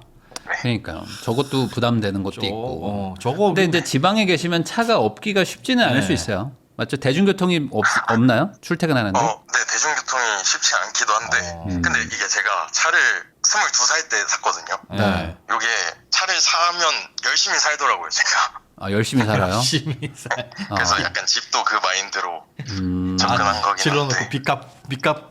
근데 그러니까 뭐 차가 문제는 아니에요 지금. 지금 차가 문제는 아니에요 지금. 보면 다른 게도 문제가 많아요. 지금. 영양제도 너무 눈에 걸리고 지금 계속 침대 렌탈이. 침대 렌탈 난 얘가 저게. 계속 지금 시선을 계속 뺏어가네. 침대 렌탈이. 저거. 렌탈까지 해야 되나 침대를? 저 침대 얼마짜리길래 렌탈이 아니라 그냥 할부예요. 그냥 고금리 할부라고 생각하시면 돼요. 고금리 할부. 침대 얼마짜리예요? 저게 한 250 정도? 그랬던 것 싸진 않네. 그러니까 약간 코인으로 약간 성공도 하셨기 때문에 젊은 나이기도 하고 하시니까 약간 좀 쓸 때 쓰자 이런 마인드이신 것 이게 같기도 걱정입니다. 하고. 이게 씀씀이가 이렇게 커져버리면 따지고 보면 소득이 그 나이 또래에 비해서 높은 건 아니거든요. 그렇죠. 소득이 높은 건 아니에요. 소득이 높은 건 아니에요. 그런데 맞아요. 코인으로 성공을 해가지고 이게 내가 좀 돈 좀 있어라는 생각이 들어버려가지고 그렇죠. 씀씀이가 이 커지면 정도면은 포르쉐도 사. 오, 진짜로 중고로. 그러면 큰일 나기 시작합니다. 저는 걱정이 뭐냐면 할부가 한 1년 반, 2년 정도 남았는데 지금 그 차 팔면 시세 얼마예요? 제가 조회해보니까 한 1,600만 이거 원 봐. 정도. 조회해봤죠? 왜 조회해봤어요? 이거 팔고 선수금 넣고 나머지 할부 한 40으로 깔면 이거보다 훨씬 좋은 차 살 수 있죠? 결혼해야 되니까 이제 저 차는 이거 한 10년 탈 겁니다. 진짜죠? 꼭 10년 탄다고는 사람들이 4년 만에 팔더라고. 이거 딱 아파트에 신축 아파트 딱 들어가가지고 이제 거기는 이제 주차장 넓을 거 아니에요? 그럼 좋은 차도 막 서 있을 거고. 나 그럴까봐 걱정이에요. 그럴까봐. 근데 저는 결혼 시작할 때 아예 처음부터 그 어떤 소비의 눈높이를 확 낮추는 게 되게 중요하다고 생각하는 사람이거든요. 물론 이제 소비를 어느 정도 하면서 돈을 벌어가지고 충당하겠다는 생각을 하실 수도 있어요. 근데 이게 변동성이 큰 투자를 하시면은 잘 벌 땐 잘 벌지만 못 벌 땐 또 확 또 손해를 볼 수도 있잖아요. 그러니까 맞습니다. 저축이 안 되는데 투자가 흔들리면 이제 위험한 판단들을 한단 말이죠. 그 저축 안 되는 거를 이제 투자로 메꾸려고 막 선물을 한다든지 막 레버리지 쓴다든지 뭐 이럴 수도 있단 말이에요. 그러니까 좀 안정적인 그 저축률 위에서 투자를 하는 걸 권하거든요. 근데 지금은 저축률이 0%고 아마 앞으로도 0%에 가까울 것 같아요. 네. 그게 제일 걱정된다는 거죠, 지금. 부인 남는 제가 원리금 감고도 저축이라고 하고 했어. 있긴 합니다. 네? 뭐라고요? 투잡을 투잡보다는 차라리 집 자체를 어떤 시작 자체를 좀 이렇게 낮춰가지고. 시작을요. 왜냐면 둘이서 18평짜리 뭐 빌라나 뭐 아주 오래된 아파트에 산다고 해서 뭐 못 사는 거 아니거든요. 그리고 아이가 생기면 그때 뭐 이사를 하든가 불편하면 뭐 아이 생겨도 뭐 사실 뭐 한두 살짜리 애랑은 뭐 18평에 살아도 충분하고. 그러니까 그러면 요거 집을 내놓으라는 그러니까 전세도 한번 알아보세요. 전세를 줄 수도 있는지 한번. 처음부터 왜냐면 여기 들어가면은 디딤돌 이자 조금 아낀다고 해가지고 야 이거 많이 아낀다가 아니에요. 그 아니에요, 들어가면 소비가 엄청 커져요. 신축에서 그 밥상다리 그 4개 펴가지고 앉는 그 조그마한 식탁에 앉아서 뭐 이렇게 좌식으로 밥 못 먹는단 말이에요. 신축에서는 가구 사야 된단 말이에요. 조명 사고 TV도 벽에 딱 붙어야 돼. 커튼 같은 거 사고 얇게. 이제 98인치 막 이런 거 산단 말이에요. TV는 좋은 거 사야 돼 뭐 이러면서 맞죠? 뭐 이게 그렇게 돼요. 어쩔 수 없이. 중문 이런 것도 알아보고 뭐 이제 아유. 왜냐면 그 동네에 사는 사람들의 어떤 수준을 막 따라가게 되거든요. 그래서 가능하면 아예 안 가는 게 좋은데, 그러니까 안 들어가면 도저히 잔금을 못 치른다. 그러면 우선 들어갔다가 빨리 나온다 생각하시고, 가전 아직 안 사셨으니까, 가전 자체를 그냥, 혹시 있는 거 없나요? 있던 것들 그냥 중고로 뭐 쓰시던 것들. 뭐. 네, 거의 이게 없을 것 같습니다. 부모님 댁이라. 그러면- 여자친구분도 부모님 댁에서 사세요? 네네. 그러니까 이게 제일 문제. 그러니까 두 분이 다 부모님 댁에 살다가 신축에서 나와서 살잖아요. 그럼 야, 자취하는 거잖아요. 숟가락부터 다 그러면은 사야 돼. 완전 그 재미가 엄청 재밌거든. 엄청 재밌거든. 막 집 꾸미기 시작한대 어느 순간부터. 사는 것도 재밌고. 한국인인데 할로윈 파티를 해요 둘이서. 진짜 농담 아닙니다. 할로윈 파티 할 거라니까. 갑자기 호박 조명을 사요. 오 마이 갓. 그리고 크리스마스 트리 산다고. 오 마이 갓. 거의 뭐 99%입니다. 네. 이거는 신축이라서 그런 걸 하는 거예요. 집을 꾸밀 맛이 나니까. 이렇게. 네. 사진 찍고 막 그렇게 하거든요. 그걸 안 할 수 있는 방향을 좀 찾으시면 아마 앞으로 더 잘 되실 텐데 네. 이게 이제 약간 어찌 보면 한 40 정도의 할 일을 지금 시작하시는 거예요. 40 정도의 여유 부려도 될 걸 지금부터 스타트 하시는 거라서 이게 돈이 모이는 속도보다 돈 쓰는 속도가 더 커져서 이게 나중에 생각보다 우리가 열심히 살았는데 왜 이렇게 돈이 없지? 이럴 수도 있거든요. 요거 한번 좀 잘 고민해 보시고 제가 오늘 얘기한 거에서 또 97% 날리시고 또 3%만 쓰지 마시고 그것만 안 하면 되는데 할로윈 파티만 안 하면 된다 뭐 이렇게 하지 마시고 최대한 안 들어가는 쪽으로 안 들어가는 쪽으로 한번 생각해 보시고 혹시 부모님한테 약간의 지원이나 이런 거 받을 수는 없을까요? 혹시? 네, 그거는 힘들 것 같습니다. 양가 다. 그러면은 우리가 어쨌든 잘해야 되니까 저축률 꼭 50% 한번 만들어 보세요. 할 수 있습니다. 진짜 할 수 있어요. 그게 딱 그렇게 생각하셔야 돼요. 우리는 이제 한 달에 150만 원만 써야 돼. 그렇게 해놓고 그렇죠, 해놓고 잘라내야지. 야, 요거 뭐 좀 맞아. 주유비 좀 줄여볼까? 영양제를 조금 줄여볼까? 그러면 안 줄어들어요. 줄일 게 없어요. 그렇죠. 그냥 나 150밖에 없는 여유가 그렇죠. 그밖에 없는 사람이라고 생각하고 과감하게 탁탁탁 잘라내야 됩니다. 이거 침대 150으로 렌탈. 막는다고 해야 네. 겨우 200으로 막을까 말까 네. 해요. 진짜. 그리고 침대 렌탈이고 뭐 해약하면은 위약금 무는데 또 그것 때문에 질질질 끌려다니고 안 돼요. 과감하게 잘라내야 됩니다. 꼭 이거 여자친구분하고 같이 한번 상의 네. 꼭 제발 좀. 그리고 그렇기도 하잖아요. 지금 코인 투자를 잘했잖아요. 어찌 보면 거기다 두면은 앞으로 그렇게 계속 수익을 낼 수 있을지 없을지 모르겠지만 이 돈을 빼가지고 잔금을 집어넣는 것 자체가 그렇죠. 아예 그냥 그 가능성을 포기를 하는 거니까 기회비용이 굉장히 또 큰 거기도 우리는 하고. 기회비용을 몇 년간 약간 포기할 수밖에 없는 상황이란 말이에요. 네. 그러니까 돈을 모아서 다시 투자금을 만들어야 돼요. 이 집이 당장 뭐 정리가 안 될 거란 말이에요. 그렇다고 이거를 막 몇 천만 원 깎아가지고 급급매로 정리하기에는 그것도. 시장 분위기가 안 좋을 거란 말이죠. 네, 맞습니다. 그러니까 조금 버텨야 돼요, 이거는. 그러니까 돈을 어디선가 만들어내야 되는데 지금 근로소득 말고는 돈 만들 데가 없잖아요. 네. 그러니까 소비를 안 하는 수밖에 없죠, 지금. 되게 좀 진지하게 고민해야 될 타이밍이다. 그냥 어떻게 잘 되겠지라고 해버리면요, 이제 나중에 아기 태어나고 했을 때 이제 그때부터는 이제 멈출 수가 없습니다. 그냥 이제는 그냥 가는 거야, 이제는. 돈이 안 모여도 그냥 갑니다. 그냥 어쩔 수 없어요, 이거는. 혹시 마지막으로 궁금하거나 질문하고 싶으신 거 있으실까요? 아니요, 없습니다. 그래. 빨리 전화를 끊고 싶어 하시는 것 같은데. 통신비도 좀 줄이고 통신비 그래, 20만 원 통신비도 너무 센 너무 것 많이 같아. 나요. 통신비. 둘이 합쳐서 한 통신비요? 네. 6만 원으로 좀 알뜰폰 쓰시고요. 네, 저희가 이거 약정 끝나면 약정 끝나면 앞으로 꼭 그거 뭐 하지 약정 마시고. 걸고 렌탈하고 이런 거 하지 말아요. 그런 거 하지 마시고 할부 이런 거 하지 마시고 자급제로 그냥 몇 년 지난 거 중고폰 사셔가지고 알뜰폰 꽂아서 쓰시는 게 제일 좋습니다. 우리 되게 돈 열심히 아껴야 돼요, 진짜로. 네. 요 집이 앞으로 나를 계속 발목 잡을 거예요. 심각합니다. 그 그럼 심각성을 이제, 좀 알아야 됩니다. 집 때문에 저축 못 하고 있어요라고 엉뚱하게 결론을 낼 수 있는데 아니에요. 네, 그거 아닙니다. 그거 아니에요. 집은 집이고 지금 집 말고도 문제가 있기 때문에 아시겠죠? 꼭 좀 말 들어주셨으면 좋겠습니다. 네, 꼭 명심하겠습니다. 네, 감사합니다. 결혼 축하드립니다. 네, 축하드립니다. 네, 감사합니다.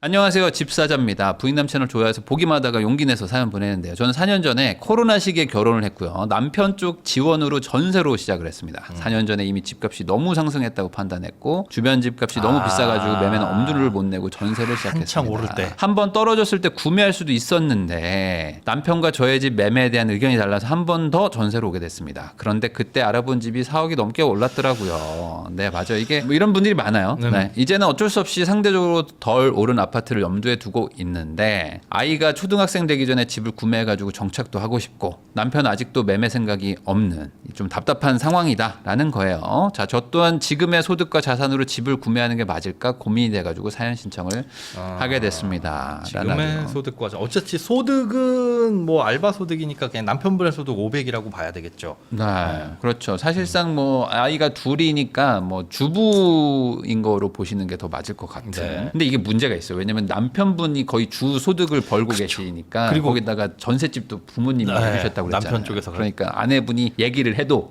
남편이 거부하면 사실 방법은 없는 없어요. 거예요. 네, 방법이 없어요 지금. 그렇죠. 자, 전세로 6억 5천에 살고 계시는데 대출 1억이요. 5억 5천이 이제 목돈이 여기 잠자고 있는 거죠. 그러니까 이게 참 그래요. 그러니까 전세를 사는 게 좋은 건 아니거든요. 네. 자본주의 시장이나 이런 데서 그렇게 사는 사람들은 기본적인 투자는 해야 되거든요. 투자를 해야 되는데 저렇게 전세에 넣어놓으면 물론 이제 전세 이자를 뭐 아끼고 뭐 주거비가 안 되는 장점은 있지만 그럼 그 장점을 살리기 위해서 뭐 저축을 더 해가지고 막 집을 사자 뭐 이런 것도 아니고 그냥 뭐 이대로 있으면 사실 뭐 우리는 재산이 늘어날 게 하나도 없는 거예요. 없죠. 뭐 스포티지도 가격이 감가상각 되는 거고 전세도 사실상 현금 가치가 떨어지니까 계속 깎이는 거죠. 확정적으로 이게 사실. 물가만큼 깎이는 거거든요. 자, 돈을 못 모으는 이유는 모르겠습니다라고 해주셨는데 포기할 수 없는 소비가 커피라고 하셨고요. 이 정도면 뭐 귀엽죠. 커피를 비싸게 먹으시는구나. 자, 볼게요. 자, 주식 200에서 300. 아, 주식 위주로 하시는구나. 아, 이것도 그리고, 네. 들어보니까 이제 아내분이 네. 남편분은 이제 투자 쪽에 별로 관심 없는데 이런 쪽으로 하자 해서 조금 투자를 네, 하시는. 그 생각보다 남편들 중에서 주식이든 뭐 부동산 자체든 그냥 아예 투자를 그냥 담을 쌓는 분들이 생각보다 많고 뭐 아내분들도 좀 있긴 하지만 회사 저축으로 70만 원 정도 하시는 저게 게 이제 있고. 회사에서 뭔지는 모르겠지만 거의 강제적으로 하는 저축이래요. 그리고 그리고 그럼 그 돈은 언제 쓸 수 있느냐 봤더니 집을 살 때는 저 돈을 쌓인 걸 좀 뽑아 쓸 수 있다고 합니다. 아, 그래요? 네. 그러면은 좀 특이한 회사인 것 같아요. 국민연금도 아니고 강제로 회사가 가져가는 게 있어요?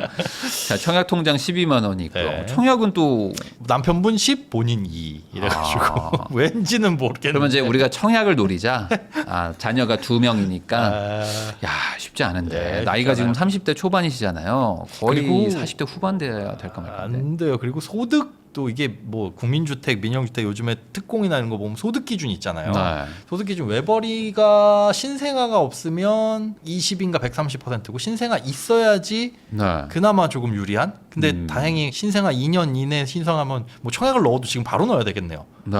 자, 공과금 30, 통신비 10, 차량 유지비 15에 식비 70. 용돈 60, 육아 관련 80. 저게 많이 들어가네. 그러니까 돈을 못 모으는 이유는 사실상 아이들 네. 때문에 어쩔 수 없이 들어가는 4인 가족이니까 거기다 이제 보험료도 한 40만 원 보험료가 정도. 대출이자 26, 가족 모임, 경조사비. 돈을 못 모으는 이유는 명확한데요. 보니까 지금 잔잔하게 계속 쓰시네요.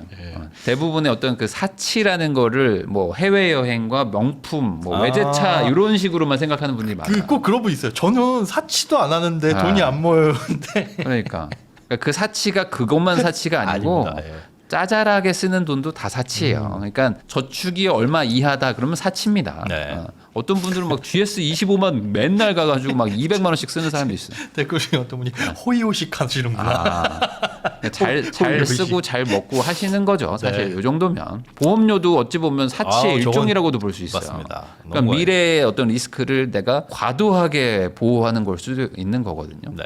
그러니까 이런 것들이 다 자잘하게 모여가지고 뭐 가족 모임도 어찌 보면 뭐 사치일 수도 있는 거죠. 이런 것들도 이건 사치가 아니야 이렇게 생각하시면 안 됩니다. 생필품 15만 원 따로 빼고 용돈도 빼고 육아도 따로 빼고 그러니까 이것만 합치면 한 200 넘는 거잖아요. 여기서 이제 줄여야 된다 1순위 그러면 뭐 용돈을 확 반으로 줄이든. 자, 그러면 이제 자산이 많은가 보면은 이제 자산이 이제 코인 100에 주식 4천, 자녀저축 800만 원 있는데 사실 뭐 이거 큰 의미는 의미 없는데. 없어요. 그러니까 애들 이름으로 뭐 좀 넣어주지 마세요, 제발. 네. 8억 이렇게 넣어줄 거 아니면 뭐 그렇죠. 순자산 요 정도로는 사실 이렇게 하실 필요는 없습니다. 회사에 5천. 야, 이거는 집 사야겠는데. 이 정도면 집 사야 그 되는 거 아니야? 정도를 이제 집 살 때만 끄집어내서 쓰거나. 저거를 어디다 굴리길래 회사가 야, 저거 뺄 목적으로라도 집을 사야 될 것 같아요. 아니 보증금도 6억이나 있으니까. 이거 깔고 앉은 돈이 거의 7억이나 7억. 그러니까 지금 깔고 앉은 돈이 7억이네. 네. 야, 주식 4천이랑 금 2천 빼고 6천 말고는 뭐 늘어날 게 뭐 딱히 지금 없습니다. 보이지 않습니다. 자, 한번 통화해서 한번 여쭤볼게요. 근데 이제 아마 아내분은 그렇게 하고 싶어도 남편분이 그게 지금 잘 안 되실 수도 있으니까. 네, 여보세요?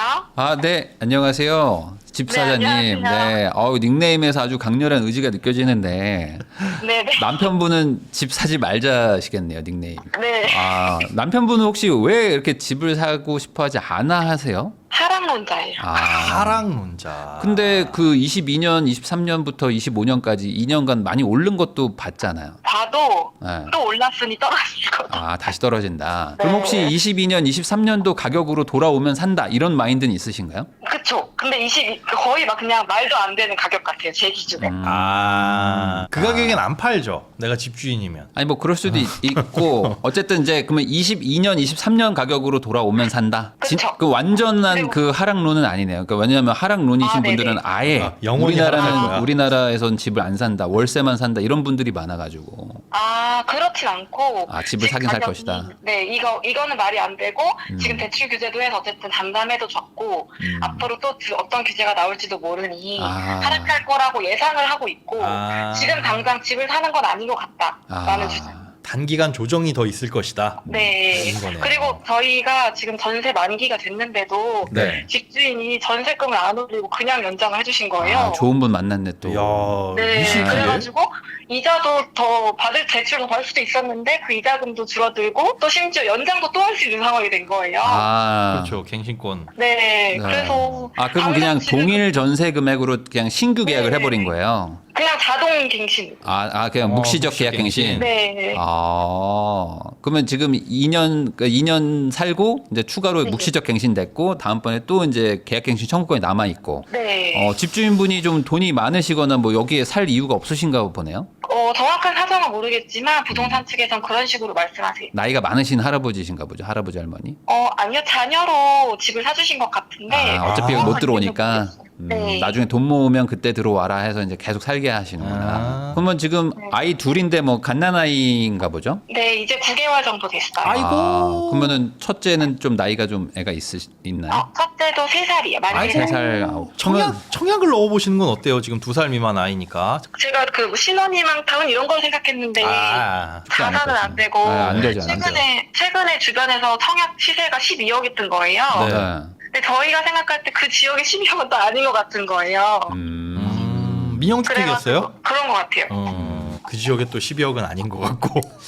아니, 근데 근데- 지금 살고 있는 지역에서 12억짜리 집을 사는 게 나을 것 같은데 또 12억짜리 사는 게 맞나? 또 싶고 뭐 저도 제 자산과 소득 대비 대출 상환 네. 금액이 맞을까 괜히 걱정이 되더라고요. 우리 부부의 어떤 자산이나 이런 거 봤을 때는 뭐 한 10억 정도가 뭐 적정하긴 한데 현금이 또 많으셔가지고 네. 12억짜리 사도 뭐 유지를 못하는 정도까지는 아닙니다. 물론 약간 좀 빡빡해지긴 하는데 다만 이제 뭐 지출을 좀 줄이시긴 해야 해야 되죠. 되겠지만 앞으로 또 애들 커가면서 지출 늘어날 네. 거 생각하면 혹시 아이들 조금 키우고 나면 맞벌이를 제대로 하실 계획도 있으신가요? 프리랜서니까 또 돈을 좀 벌 수도 있지 않을까요? 네네, 벌 그럴 수 있어요. 근데 이게 확실한 미래 소득이 아니니까 어떻게 될지 모르니까 괜히 불안한 것 같아요. 아니, 집을 덜컥 사서 원리금 갚기 시작하면 어떻게든 벌어요. 근데 일단 저는 사고 싶은데 네. 남편이 일단 반대를 하니 저도 밀고 붙일 수가 없잖니 맞아요. 시댁에서 혹시 좀 지원을 많이 받았나요? 전세금을? 전세금은 한 3억 4천 정도 받았어요. 혹시 그러면 그리고 시댁에서는 집 좀 사라고 하는데 남편이 거부하는 건가요? 아니면 시댁에서도 뭐 굳이 사지 말라고 하나요? 시댁도 부모님이 반반 아니세요, 저희처럼. 어머니는 사라고 하는데 아버님이 네. 사지 말라나요? 네. 이 고부가 연합하셔야 될 것 같아요. 그러면 혹시 그 집도 똑같이 아버님이 약간 결정권을 가지고 있으신가 보죠? 그렇진 않았어요. 그런 건 그래서- 아니고. 네. 그 시부모님은 주택을 보유하고 계시죠? 네네. 그럼 그 집은 좀 올랐을까요? 별로 많이 안 올랐었어요. 근데 그래서 더 최근에 그럴 수도 좀 오른 편인 거예요. 최근에 또 올라셨고. 그럼 그 집도 혹시 어머님이 막 사자고 했는데 아버님이 반대했는데 결국 사가지고 오른 케이스일까요? 근데 그 되게 오래 보유하셨어요. 10년 넘게.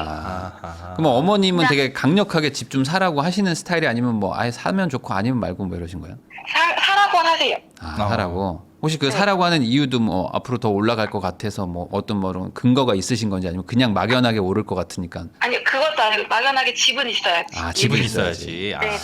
그 얘기를 들으면 남편의 반응은 뭐 혹시 인구 구조 얘기 나오나요 혹시? 아니 집값이 너무 비싸다. 지금 비싸다. 10억이 갖고 있는 사람이 어디 있으며 어떻게 10억짜리 집을 사고 우리 수준에 맞는 집은 아니고 주변의 어른들을 봐도 아직 여기서 50%는 집이 없다. 뭐 이런 식으로 주장을 펼쳐서 혹시 주식하신 지는 오래되셨어요? 최근에 다시 시작했고 관세 때문에 떨어졌어가지고 네. 그때 이건 기회다 생각해서 들어갔는데 저도 소심해서 1,000만 원밖에 안 들어가가지고 근데 그 거의 1,000만 원을 벌었어요. 그래요. 남편분은 네. 그럼 주식은 좀 동의를 하시고요. 왜냐면 뭐 우리가 남편도 주식을 몰래 따로 하고 있어요. 저희 생활비 이거 자산 말고 몰래 돈을 굴리고 있는데 정확히 얼마인지 모르겠어요. 그럼 거기서 좀 성공을 하신 것 같아요. 아니면 표정 보면 알잖아요. 성공 못했어요. 그래요. 제가 더 많이 벌었어요. 본인이 네. 큰일 났네. 근데 결정권은 약간 남편한테 거의 대부분 있고 현재는 네네. 금 저는 투자 좀 선택해줬으면 좋겠어요. 금 투자는 혹시 뭐 왜 금을 투자한 건 아니고 그냥 애들 돌반지나 그게 2천이나 돼요? 손가락 네. 10개 다 꼈나 보다. 네. 그렇군요. 그건 뭐 팔기 뭐 애매하시니까. 근데 저는 지금 뭐 10억짜리 집 사는 건 뭐 아무 문제가 없으신 부부거든요. 근데 또 남편이 기준이 높아서 30평대 살아야 되고 이러다 보니까 제일 주변에 30평대 낮은 금액이 12억인 것 같아요. 근데 그건 비싸다. 그게 그러면 어느 정도 가격대예요? 2022년 정도면은 한 10억 정도까지는 내려와야 되나요? 그쵸.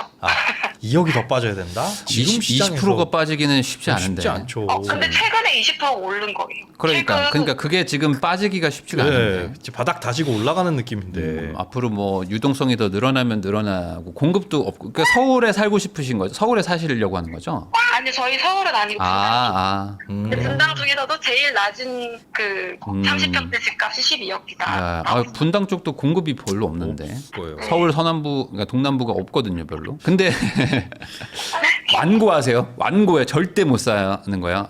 저기 남편분은 절대 안 산다. 아니 살 생각이 있는데 빠져야 산다? 네. 동탄 어떠세요? 동탄 2. 근데 저희가 지역을 못 옮겨요. 계속 분당에 있으셔야 돼요. 네, 저희가 큰일 났네.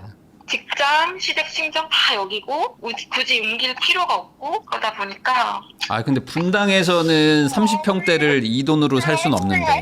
네, 네. 맞아요. 그래서 제일 낮은 금액의 그거는 별로 좋은 방법은 아닌 것 저도요. 같아요. 그러면 지금 동네를 옮겨야 될 것 같아요. 부모님이 겪으신 그걸 꼭 겪으실 것 같아서.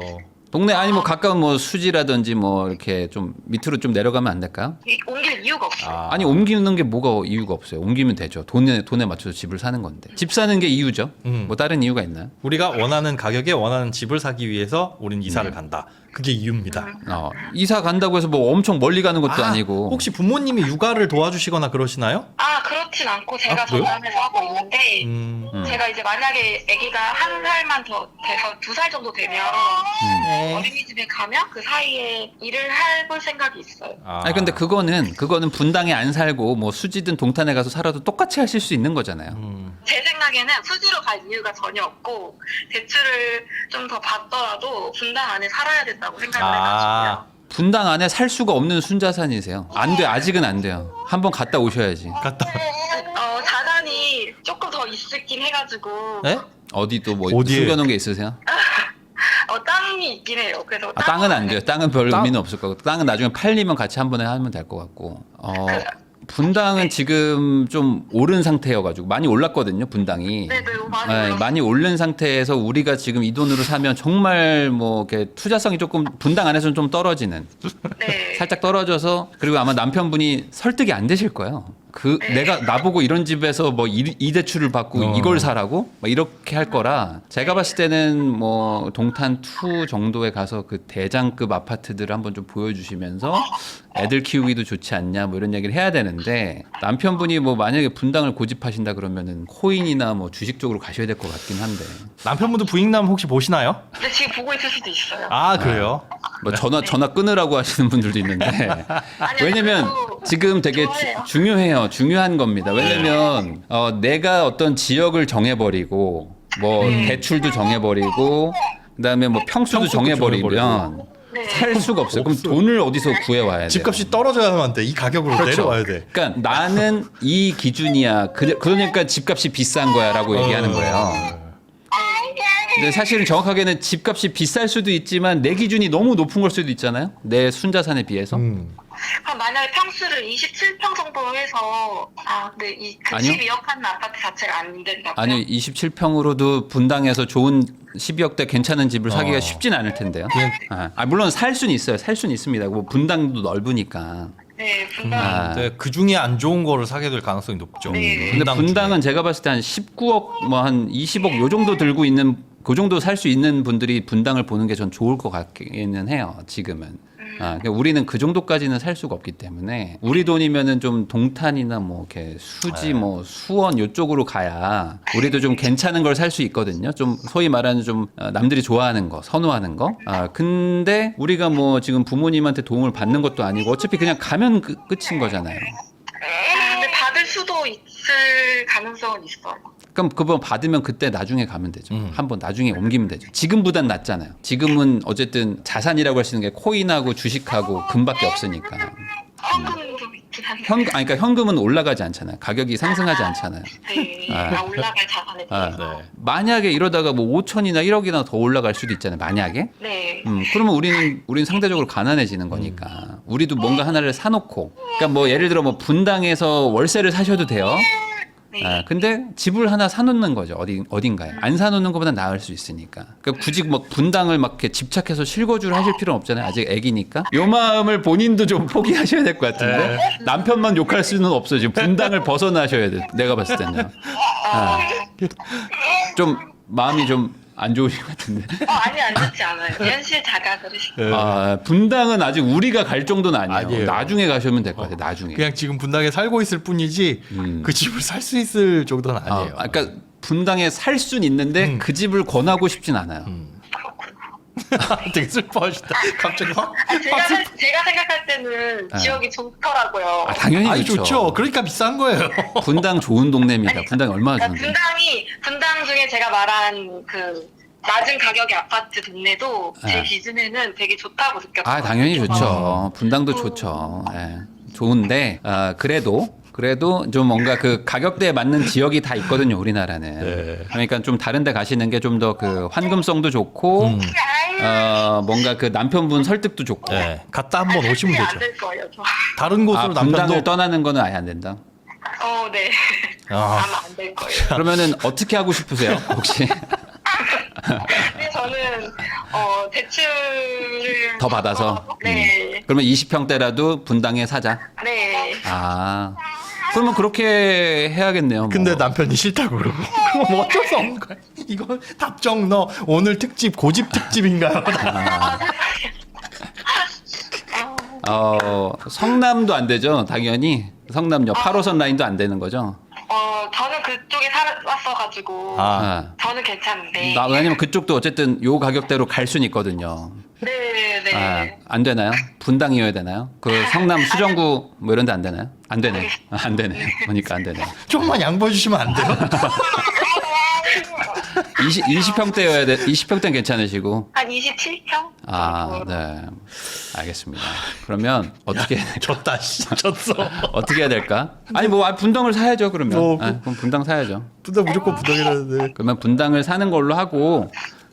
다만 근데 이런 건 있을 것 같아요. 뭐 지금 약간 눌렸긴 하지만 상승 여력이 좀 있을 것 같아서 못 살 확률이 높아 보이긴 합니다. 네. 지금 이대로 가면. 더 떨어지진 않을 거예요. 여기서 남편분 얘기하신 대로. 왜냐면 제가 최근에 지금 분당에 이렇게 집을 이렇게 상담으로 이렇게 막 사드린 분이 있는데 요즘 매물이 막 확 사라져가지고 쉽지 않아요. 진짜 쉽지 않아요 요즘에. 그리고 분당에 지금 막 그 재건축 얘기들도 있지만 뭐 고도 제한 풀고 막 이런 것들이 있어가지고 쉽지 않아요 진짜. 그러니까 살 거면 지금 사셔야 된다고 남편분한테 꼭 전해주세요. 분당을 꼭 사야 된다면. 근데 분당을 사라고 권하고 싶진 않습니다. 두 분의 어떤 상황이나 이런 걸 봤을 때. 네. 그리고 좀 딴 데 샀다가 뭐 2년이나 4년 뒤에 이동해도 전 충분하다고 봐요. 같은 돈이면 저는 다른 데가 맞는 것 같아요. 그럼 만약에 이 금액으로 어느 정도 집을 딱 10억 정도의 집을 대출 3억 받아서 사는 걸 추천하시나요? 분당엔 그런 걸 살 수가 없는데. 없어요. 분당 말고요. 아. 그냥 다른 지역에. 10억 정도 충분해요. 10억 정도. 10억이면은 뭐 아주 힘들진 않으실 거고 12억 정도까지도 괜찮을 것 같아요. 12억까지도. 네. 12억 정도면은 저는 다른 동네 가면 대단지 아파트 살 수 있거든요. 네네. 아직 덜 올랐거든요. 그런 데들이 조금 덜 오른 데가 있어요. 그런 데로 가시는 게 좋을 것 같아요. 알겠습니다. 자, 아기가 지금 많이 짜증이 난 것 같아서 이렇게 좀 마무리를 하고 꼭 그 분당은 지금 좀 상승 분위기가 있기 때문에 살 거면 지금 사라. 네. 빠지는 거를 기대하기 좀 쉽지 않을 것 같다. 네. 이렇게 정리하겠습니다. 네. 애기를 빨리 봐주셔야 끝내야 될 돼요. 것 같아요. 네. 알겠습니다. 감사합니다.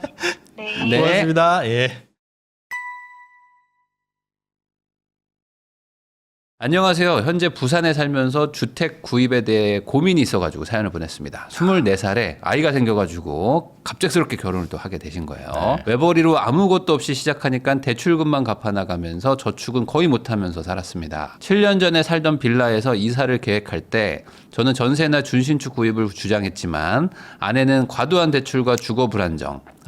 그럴 수밖에 없죠. 저 때 이제 아이가 둘에 막 이제 교육비 그렇죠, 막 그렇죠. 들어가죠. 그런데 네. 무리해가지고 집 샀다가 우리 큰일 나는 거 아니냐. 분명히 이제 아내분은 그게 걱정이 되실 거고. 그러니까요. 그래가지고 이제 대출을 이제 뭐 최소화하면서 2억대 구축 아파트를 구입하게 됐습니다. 입지가 좋은 것도 아니라서 가격 변동이 거의 없었어요. 이게 좀 안타까운 게 뭐냐면은 이 7년이 된 거잖아요. 매수한 지. 근데 가격이 똑같다는 거는 안 오른 게 아니라 가격이 내려간 거잖아요. 사실상. 네. 물가 상승률을 고려하면은 보통 10년에 2배 네. 정도를 봐야 되거든요. 10년에 2배 정도는 올라가 줘야 사실 본전입니다. 그 진짜 그렇게 생각하셔요. 집값이 뭐 10년에 와 2배 뛰었네 많이 뛰었네가 아니에요. 우리 김밥 가격만 생각하더라도 네. 코로나 전에 참치김밥 3,000원 뭐 이랬는데 지금 뭐 5,500원, 6,000원 뭐 이래요. 네, 그래서 이게 뭐 내가 물건을 사는 것도 뭐 살 때 이제 막 대출 이런 것들 때문에 걱정들을 많이 하시지만 이게 안 올라가 주는 거를 산다라는 게 이게 좀 되게 큰 리스크거든요. 예. 그래서 이제 항상 그 안전하게 대출 없이 사겠다고 생각했지만 사실은 그게 나를 또 이렇게 상대적 가난에 또 빠지게 할 수도 있습니다. 자, 그래서 이제 요때 한번 후회를 하셨는데 아이가 어느 정도 크고 이제 중3에 초5예요. 와, 그럼 이제 뭐 벌써 돈 중3. 많이 들어가죠, 이제. 예. 거기다 이제 파트타임으로 일하다 보니까 올해부터 저축도 좀 가능하게 되었습니다.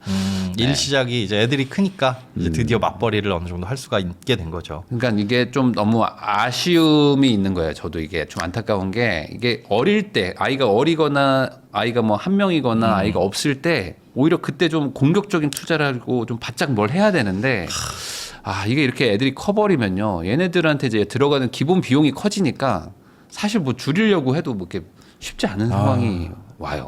진짜 줄이는 건 거의 안 늘어나면 다행인데. 그러니까 안 늘어나면 다행이지. 네. 네. 얘네들이 또 앞으로 또 아이폰 사달라고 하고 막 한단 말이지. 가슴이 갑자기 턱.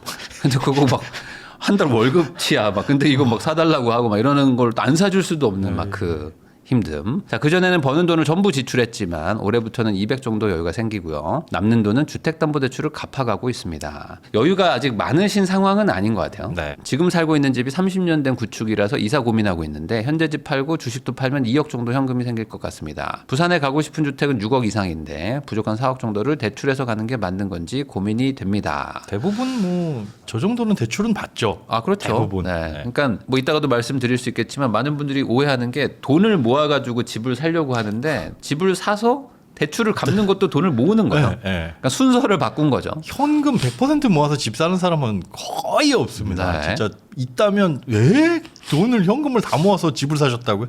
정말 제가 그런 분들은 한두 분 정도 본 것 같아요. 뭐 저는 빚이 사업이 너무 엄청 심해서. 잘 돼가지고 근데 뭐 그런 분들. 맞벌이 해가지고 열심히 돈 모아서 현금으로 집 사셨다고 대출 없이. 네. 오늘 뿌듯하고 자랑스러우시긴 할 텐데 사실 어찌 보면 굉장히 효율이 떨어지는 일입니다. 그러니까 대출을 받는 게 위험한 게 아니라 네. 대출을 받아서 상승할 만한 자산을 사냐 안 사냐에서 위험도가 갈리는 거지. 네. 대출 자체가 문제라고 보시면은 사실 이 자본주의 시장에서 이게 좀 어려운 좀 그런 선택들을 하게 됩니다. 자, 아니면 3억 정도는 전세를 가서 4년 정도 돈을 더 정도 모으는 게 맞느냐.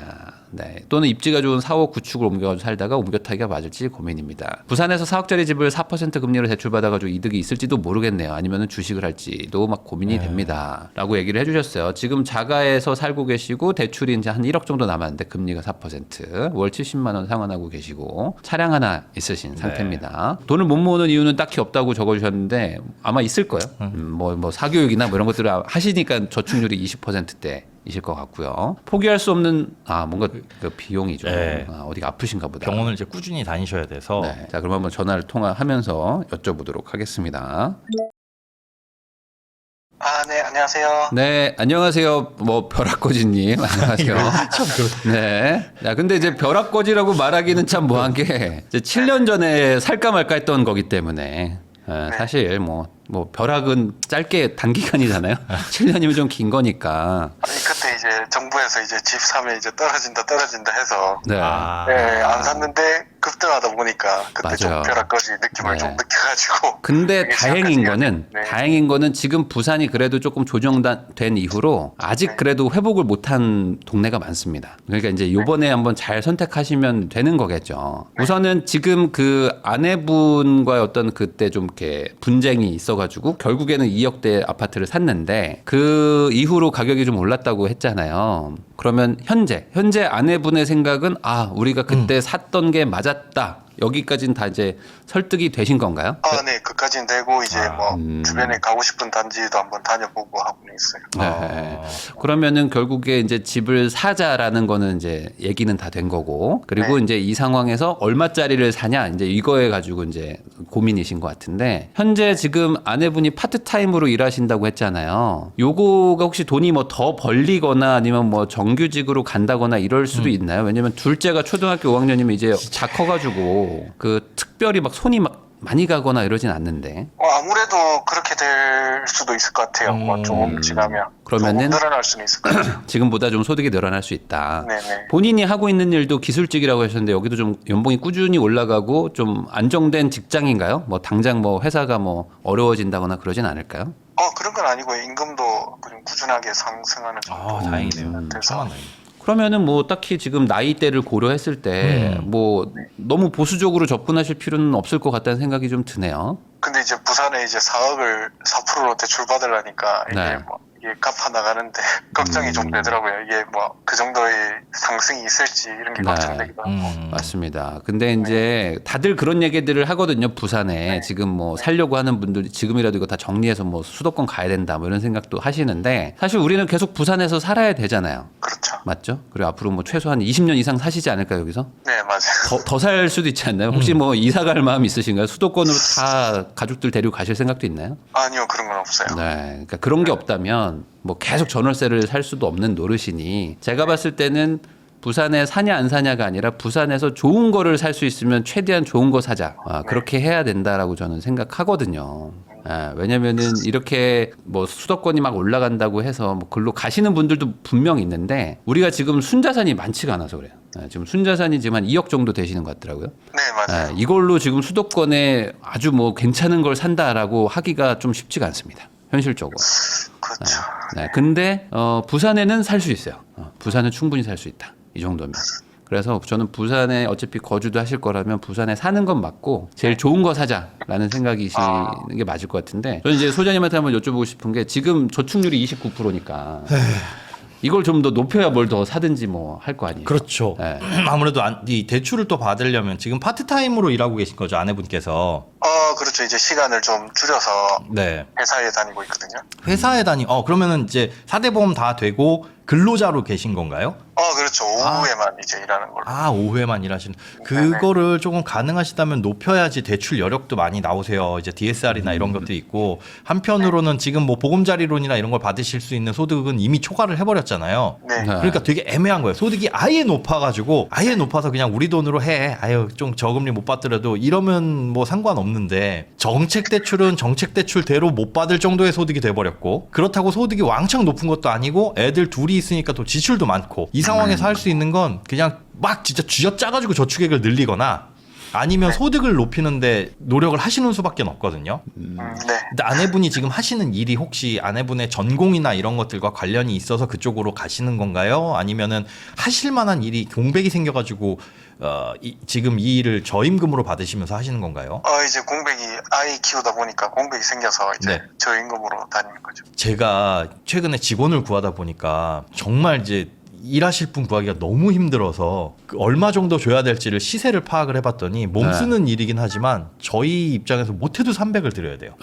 그렇죠, 그렇죠. 못해도 300. 물론 이제 남들이 보기에는 야 그거 무슨 식당에서 일해라고 얘기할 수 있는데 거기에서 그 정도 안 드리면 안 와요. 다들 그렇게 일을 하고 계시거든요. 그러니까 약간 시선을 좀 넓혀가지고 이건 사실 경력이 필요한 것도 아니고 그냥 뭐 물론 이제 그렇게 식당에서 일하세요가 아니에요. 그러니까 내가 생각하지 못한 분야에서 훨씬 더 많은 임금을 받을 수 있는 일이 아마 조금 눈을 돌려보시면 있으실 거다.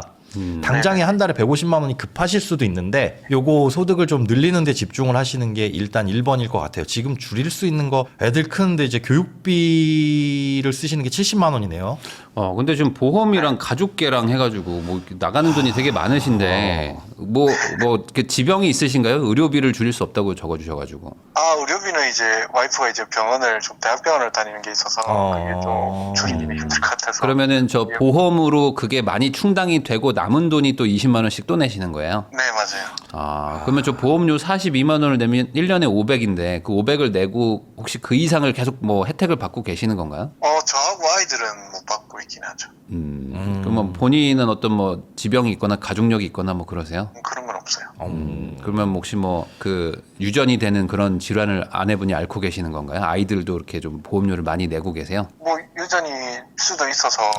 그래요. 네, 그러면 네. 또 그 부분에서 걱정이 되실 수 있어요. 근데 보험료 42만 원을 내면은 저게 적지 않은 돈이긴 적지 한데 않은 돈이에요. 소득에 비해서도 적지 않은 그러니까요. 돈이고 아마 아이들 보험료 비싸죠. 지금 얼마예요 한 명당? 7만 원대 두 명이었던 것 같아요. 그래도 그럼 애들은 좀 건강한가요? 뭐 그래도 보면 아시잖아요. 지금 키운 지 벌써 10년이 넘었으니까. 그렇죠. 건강상에는 별 문제는 없어요. 그래도 7만 원대면은 그나마 이제 100세까지 저렴하게. 보장된다 해서 그때 어려서부터 나 100세까지 보장해 주실 필요는 저는 전혀 없다고 봅니다. 왜냐면 어차피 애들이 돈 벌면 자기 돈은 또 자기가 벌어가지고 또 내면 되는 거니까. 가족계 22만 원도 있네요. 그러니까 포기할 수 없는 소비는 의료비만 적으셨지만 지금 다른 것들이 많은데. 많아요. 예. 가족계는 또 뭐예요?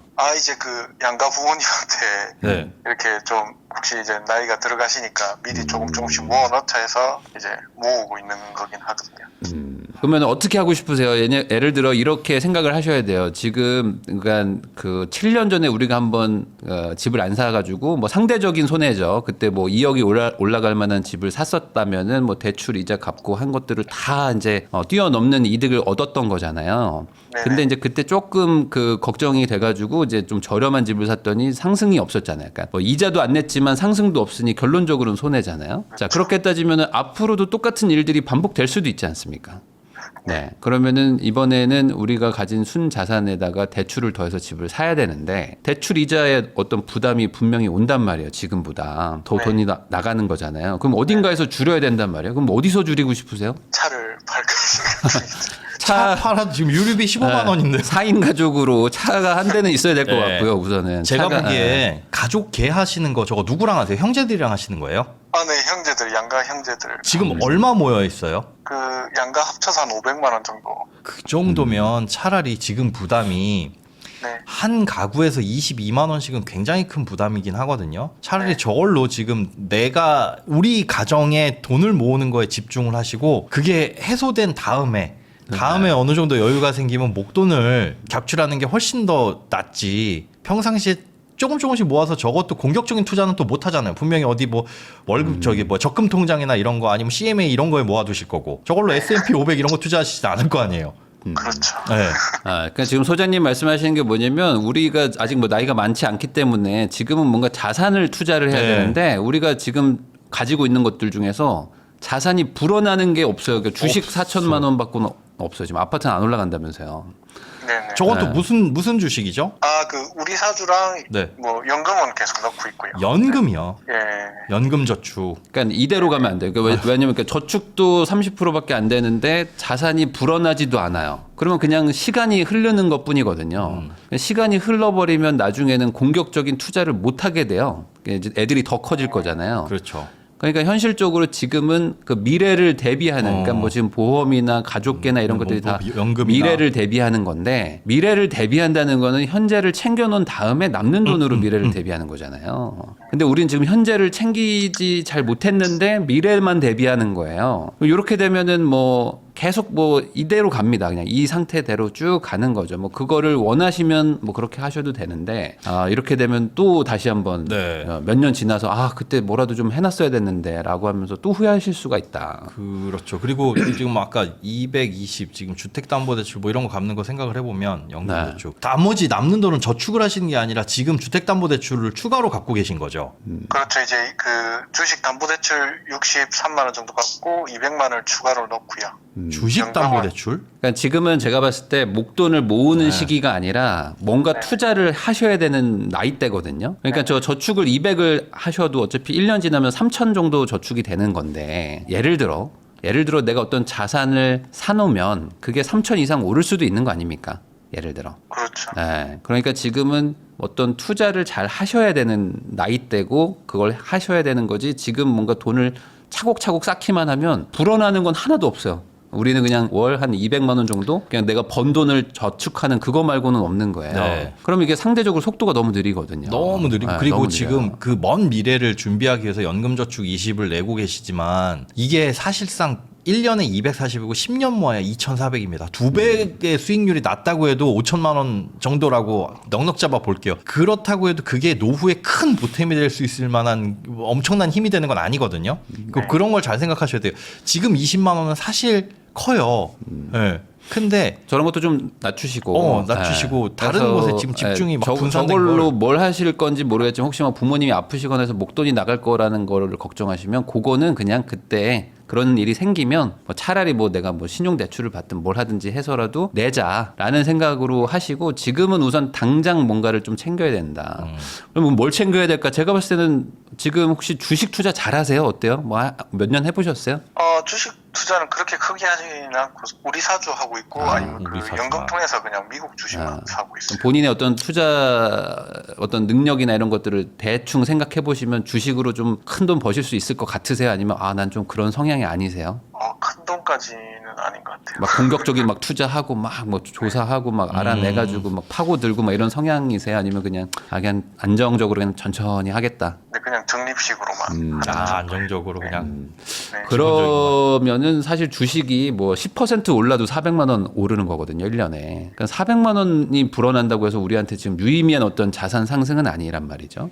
그러면 제가 봤을 때는 아파트를 하나 좀 좋은 거 사시는 게 차라리 좀 맞을 것 같고요. 지금 소득만 보면은 뭐 6억 정도 대출을 받는 거는 문제가 없으실 것 같고 6억 대출 받으면 한 월 한 2, 300 정도 나가거든요. 근데 어쨌든 지금 저축은 하고 계시니 네. 그러니까 지금 돈을 모아서 집을 산다는 게 아니라 우선 사고 나서 저축을 하는 거를 이제 반대로 원금 상환하는 것도 저축이니까 네. 그렇게 해가지고 갚아 나간다. 다행히 너무 다행인 게 부산이 아직 회복을 못했습니다. 아직 회복을 못한 곳이 많아요. 네. 그리고 제가 봤을 때 뭐 올해 말은 몰라도 한 내년 정도쯤부터는 그래도 좀 온기가 많이 돌 것 같아요. 지금보다는 부산도 이제 공급 다 끝났거든요. 근데 문제가 부산에는 구축이 워낙 많습니다. 그래서 최대한 신축급에 가까운 걸로 최대한. 왜냐면 부산 사람들도 신축 좋아하고요. 부산 사람들도 뭐 화려한 거 되게 좋아하시잖아요. 그러니까 공급이 이제 끝나가는 마당에 가장 좀 그 부산 사람들이 선호한다고 말할 수 있는 것들 중에서 내가 살 수 있는 최대치를 하나 사놓으시는 게 저는 우선은 맞다고 보고요. 그리고 나서 아내분은 좀 이제 풀타임을 좀 뛰시고 가족 적게나 뭐 이런 것들 최대한 조금씩이라도 좀 줄이셔가지고 그 원금 상환을 하는데 조금 최대한 좀 집중하자. 네. 그게 좀 맞지 않을까. 지금 한 달에 300만 원씩 대출 원리금 상환을 한다. 저축은 하나도 못 한다라고 해도 그게 곧 저축이라고 생각하시고 그렇게 해 나가셔도 돼요. 그리고 한 30년 상환 뭐 이렇게 끊으시면 되거든요. 굳이 있는 돈을 가지고 주택담보대출을 내가 빨리 이 안에 다 갚아야지 그렇게 생각하실 필요 없습니다. 그거를 다 갚는 사람 없어요. 중간중간 이렇게 막 추가 상환하면서.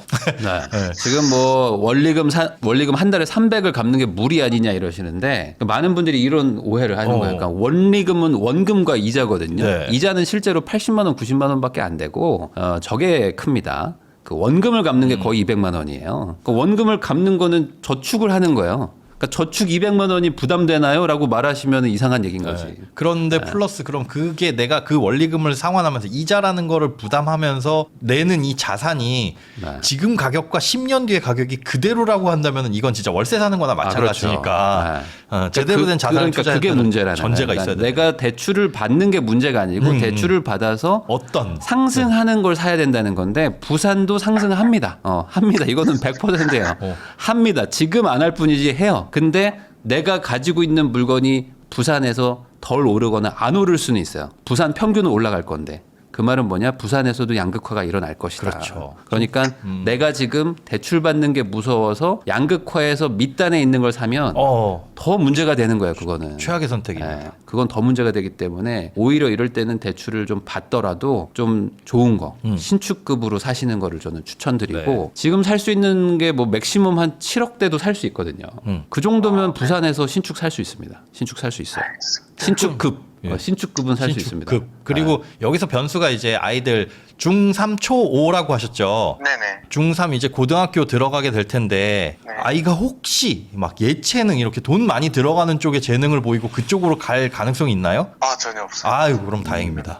그냥 뭐 피아노 잘 치고 이러면 이때부터 이제 골치가 아픈데. 근데 가장 큰 문제는 지금 아이들이 더 크면 어쩔 수 없이 사교육이 들어가요.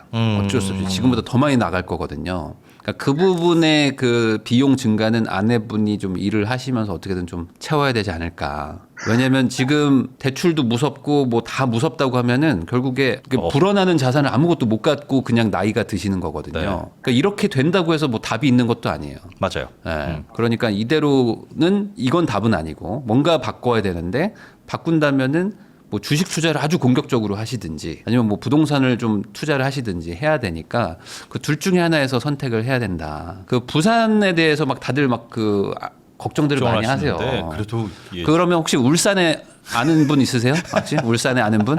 혹시? 아니 울산은 없어요. 그러면 한두 다리 건너서 물어보세요. 울산 요즘 분위기 어떠냐고. 2년 전에 울산이 딱 부산 같았거든요. 우리 동네 끝났다. 답 없다. 뭐 울산 망했다. 뭐 이런 얘기들을 울산 분들이 하셨거든요. 근데 요즘에 그 울산에도 이제 뭐 모든 동네는 아니지만 그 울산의 좀 핵심 지역들 막 지금 집값만 올라가고 전세 막 없어가지고 막 난리거든요.